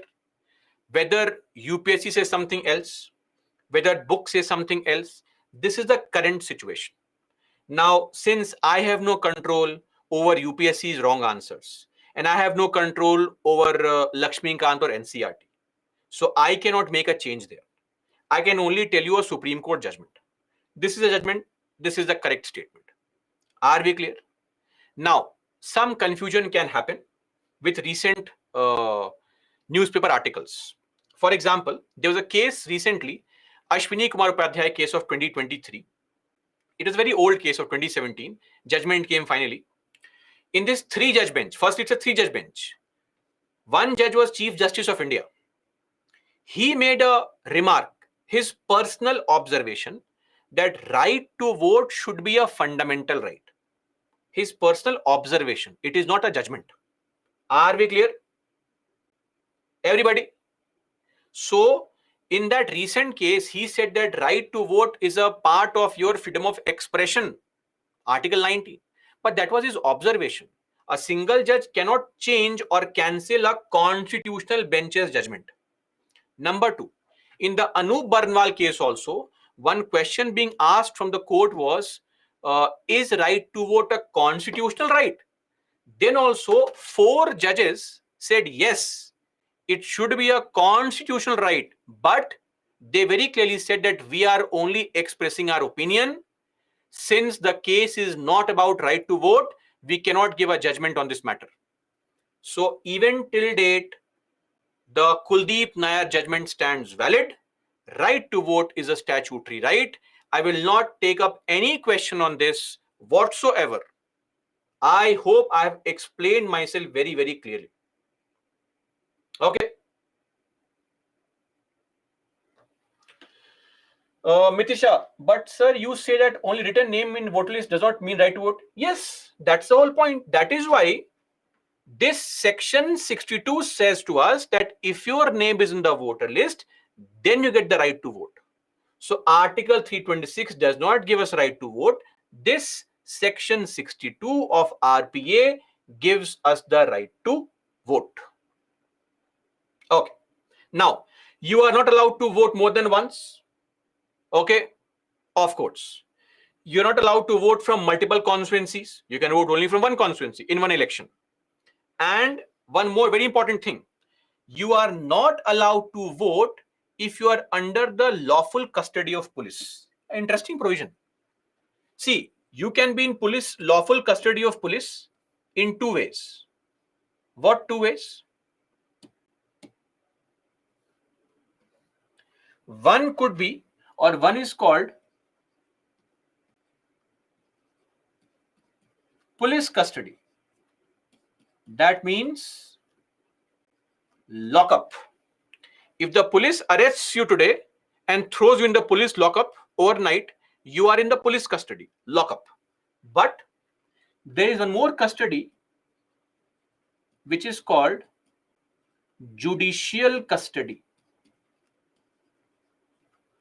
Under the custody as ordered by the judge. What is this judicial custody? Don't think that you are kept in judge's home, that CGI is home, you are kept there, right? This simply means jail. Who sends you to jail? The judge. That is why people in jail are called or said to be in judicial custody. So if you are in judicial custody, you are not allowed to vote. I am extremely sorry, but this is the reality. Now some of you may say, sir, but they can contest. Yes, they can contest, but they can't vote. Simple. End of story. Very emotional, very traumatic, but that's the reality. So we'll come to the next point now. Disqualification from voting. We are back to our RPA 1950 again. Section 16 of RPA 1950. How can one be disqualified from voting? If you are not a citizen, disqualified. If you are of unsound mind, disqualified. Now see, unsound mind is a very specific category which is given to you by a court. Court declares you of unsound mind. Don't say, sir, I am crazy in love, unsound mind. Can I vote? Of course you can vote. The court has to declare you unsound mind. Clear? And if you are convicted, what is conviction? Held guilty under the following offenses. 171E of IPC. This is the offense of bribery.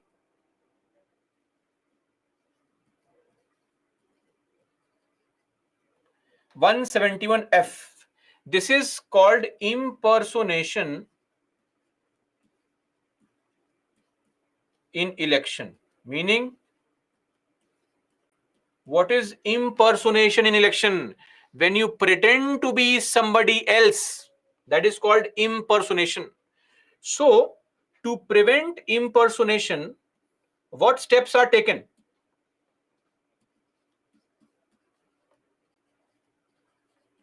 Two things. Number one, epic. Tell me what is epic. Please tell me what is epic. Any idea?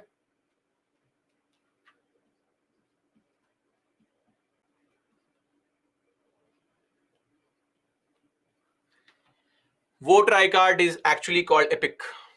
That is a election photo identification card or photo identity card, right? That is called epic. Are you clear? So people call voter ID card legends epic. You are an aspirant now. Please use epic. Voter ID card's correct name is EPIC. Use epic in your answers everywhere. So I think we have seen this earlier also, that when you go to a polling booth, voter ID card is there, the name is matched with your face. If it matches, good for you. If not, what can? Second thing is indelible ink. What is this indelible ink? People will who go to vote, a silver nitrate compound is AgNO3 is actually put on your finger, the left hand index finger, and that turns black, right? Which is a mark of you voting, so that you don't vote again. Clear? One time vote only. It is made by an Indian PSU that is called Mysore Paints and Varnish Limited, based out of Karnataka only. So this is the indelible ink. So all those people who have voted, you would know that on your left hand index finger there is a mark. Okay, so people show their stained finger as a photograph and on Insta that, oh, I have also been a voter. And if you're a proxy voter, let's say you're voting for somebody else, proxy voter. So a proxy voter can vote for himself or herself also, and can vote for somebody else also. So if, let's say, you are a proxy voter and you're voting for yourself also, then it's allowed to vote twice. Once you vote for yourself, finger is marked. And if you're a proxy voter, then your left hand middle finger is marked. Now, I won't show the finger here for obvious reasons, but understand the next finger is marked. Are we clear on this? Okay. I hope the point is clear.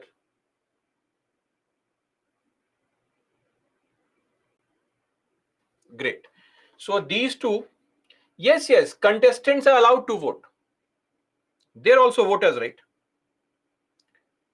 Are used to ensure that we have fairness with respect to voting. Then, Section 125, if you are trying to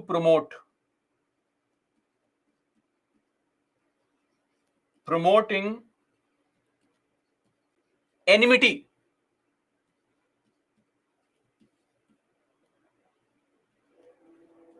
between classes, groups, etc., if you're found to be giving a hate speech, right? Hello? Am I audible, guys? So if you're found to be giving a hate speech, that would mean promoting enmity. So your voting right can be taken away. For how long? That the commission decides. Section 135. If you try to remove the ballot paper,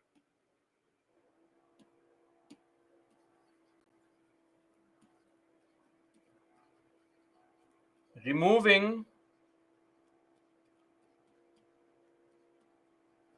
ballot paper. 136. If you try to destroy or tamper with the voting equipment.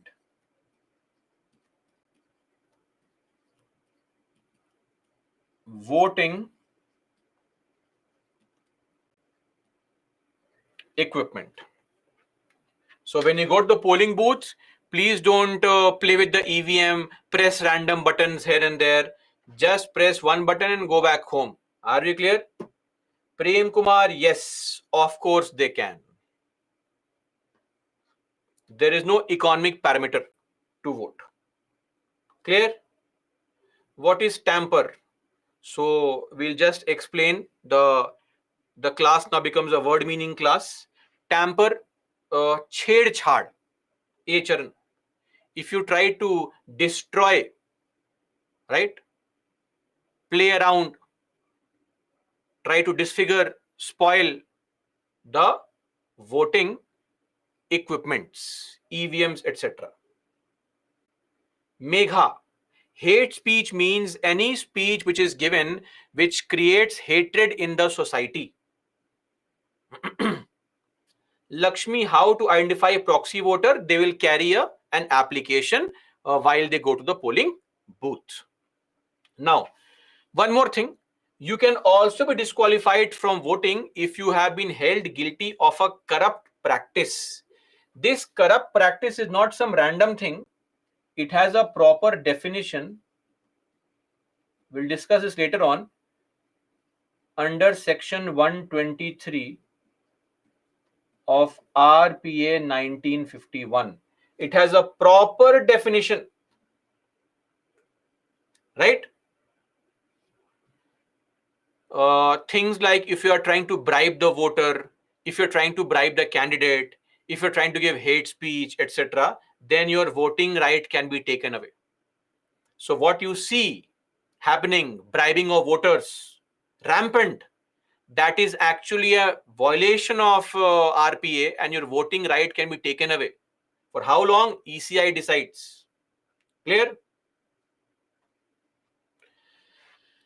And finally, lawful custody of the police. Of course, the only exception is PDL. What is PDL? PDL means preventive detention laws. So there are some laws in the country which are called preventive detention laws. These laws are available to detain people, arrest people before they are able to commit a crime. That is called preventive detention. We'll be studying about this in our topic fundamental rights. So when we come to Article 22, I'll explain about them in detail. So people in the custody of police, they cannot vote. Interestingly, they can contest. Are we clear? Can contest, cannot vote. Simple. There are various countries like Canada, Sweden, Switzerland, Spain, Finland, Denmark, Ireland, South Africa, Latvia, Croatia, recently France. All these countries allow even convicts to vote. Convicts, prisoners who are convicted of a crime, they can also vote. But in our country, convicts plus even under trials, no voting right. They can't vote. No, Sardarni, that is not there. Soyab, yes, judicial review is possible. Are we clear? Everybody, now one very important point, disqualification of voting. My request would be mug up all these sections. UPSC has been very obsessed with these voting things. They have in the last 5-6 years asked 3-4 times disqualification from contesting elections. Same kind of section being asked again and again. So they can ask you this also, and we should know these examples. Pula, explain the second conviction. This one, but if you pose as somebody else in the election, let's say you go to a polling booth posing as somebody else and then cast the vote, that is a disqualification. Your voting rights can be taken away. Anurag, yes, the number of years depends on election commission. Anum, people and others, please understand, people out on bail, they can vote. People in jail can't vote. Right? How nice. So what is there to explain? Now, this section was very much in vogue earlier. There used to be ballot box earlier. Ballot box. Now again, somebody says 0.5. I thought these were pretty easy to understand sections. Let me explain this point once again. In section 135, it simply says, so earlier we did not have EVMs. EVM is a recent phenomenon. So you had a paper where photograph was made of various parties and you had to mark your stamp in front of the concerned photograph and then put the ballot paper, fold it and put it inside the box. Like you play Raja Mantri Chor Sipahi, same way, or whatever game you play, right? Now, if I know that the opposition party is getting too many votes from that polling booth. I'll pour ink inside the ballot box, destroyed all the ballot papers. That is called removing ballot paper or destroying it. If I try to remove ballot paper from inside the ballot box, all these things. And this means if I try to disrupt the machine there, try to bang on it, try to break the machine, pressing multiple buttons, this is called tampering with the voting equipment. Clear? And this one, you will be not allowed to vote for maximum 6 years. The punishment for not voting here can only be maximum 6 years. Clear? It can be 1 year, 2 years, 3 years, 4 years, 5 years, or 6 years. For not more than 6 years, your voting can be taken away. Are we clear now? Not more than 6 years meaning? This no longer seems to be a polity class. This has become an English class completely.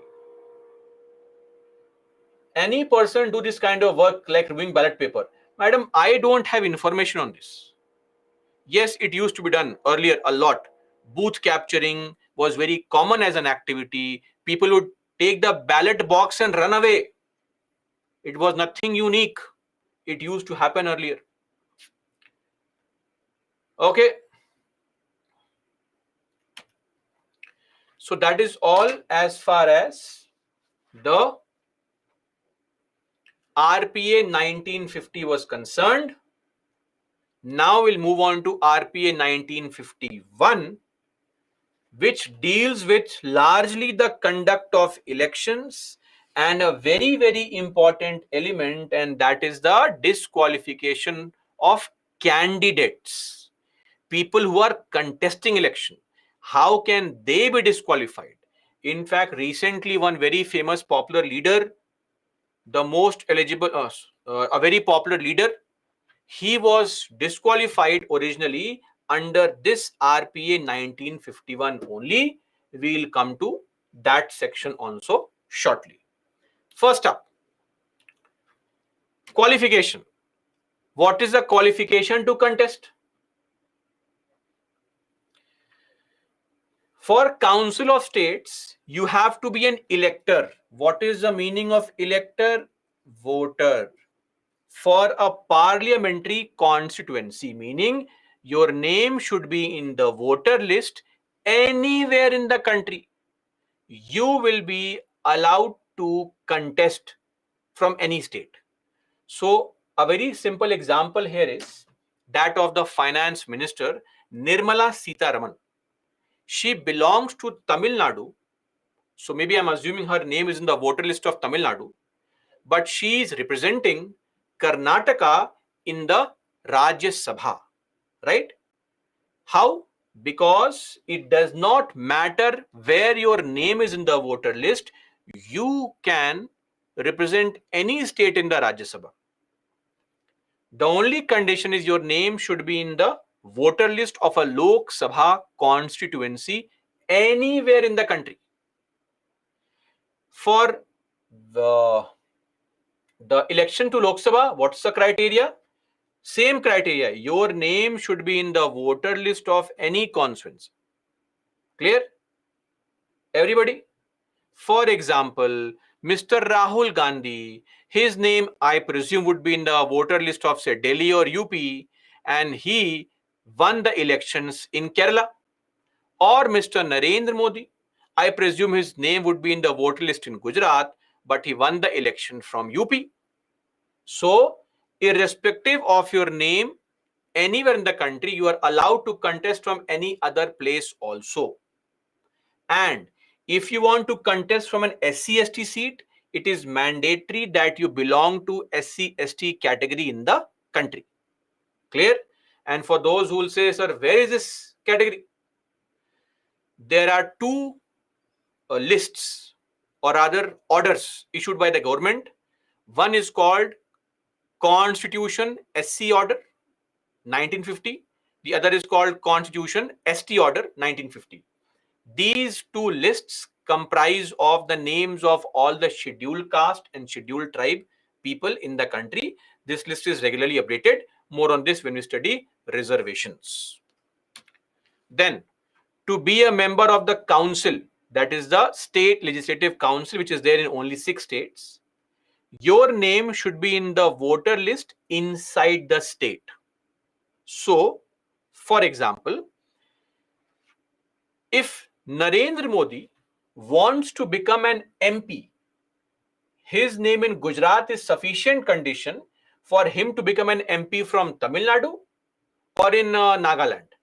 But if he wants to be an MLA or an MLC, then your name has to be in the voter list of that state only.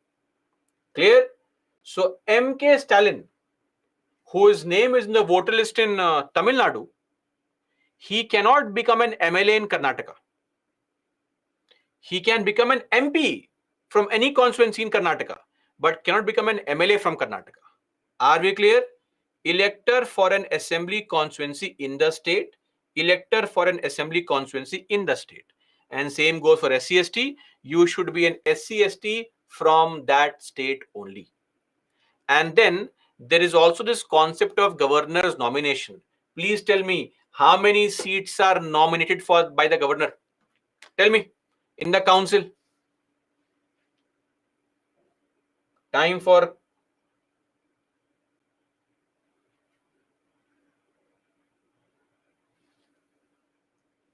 I thought we'll end on a nice note. It does not seem to be a very nice note.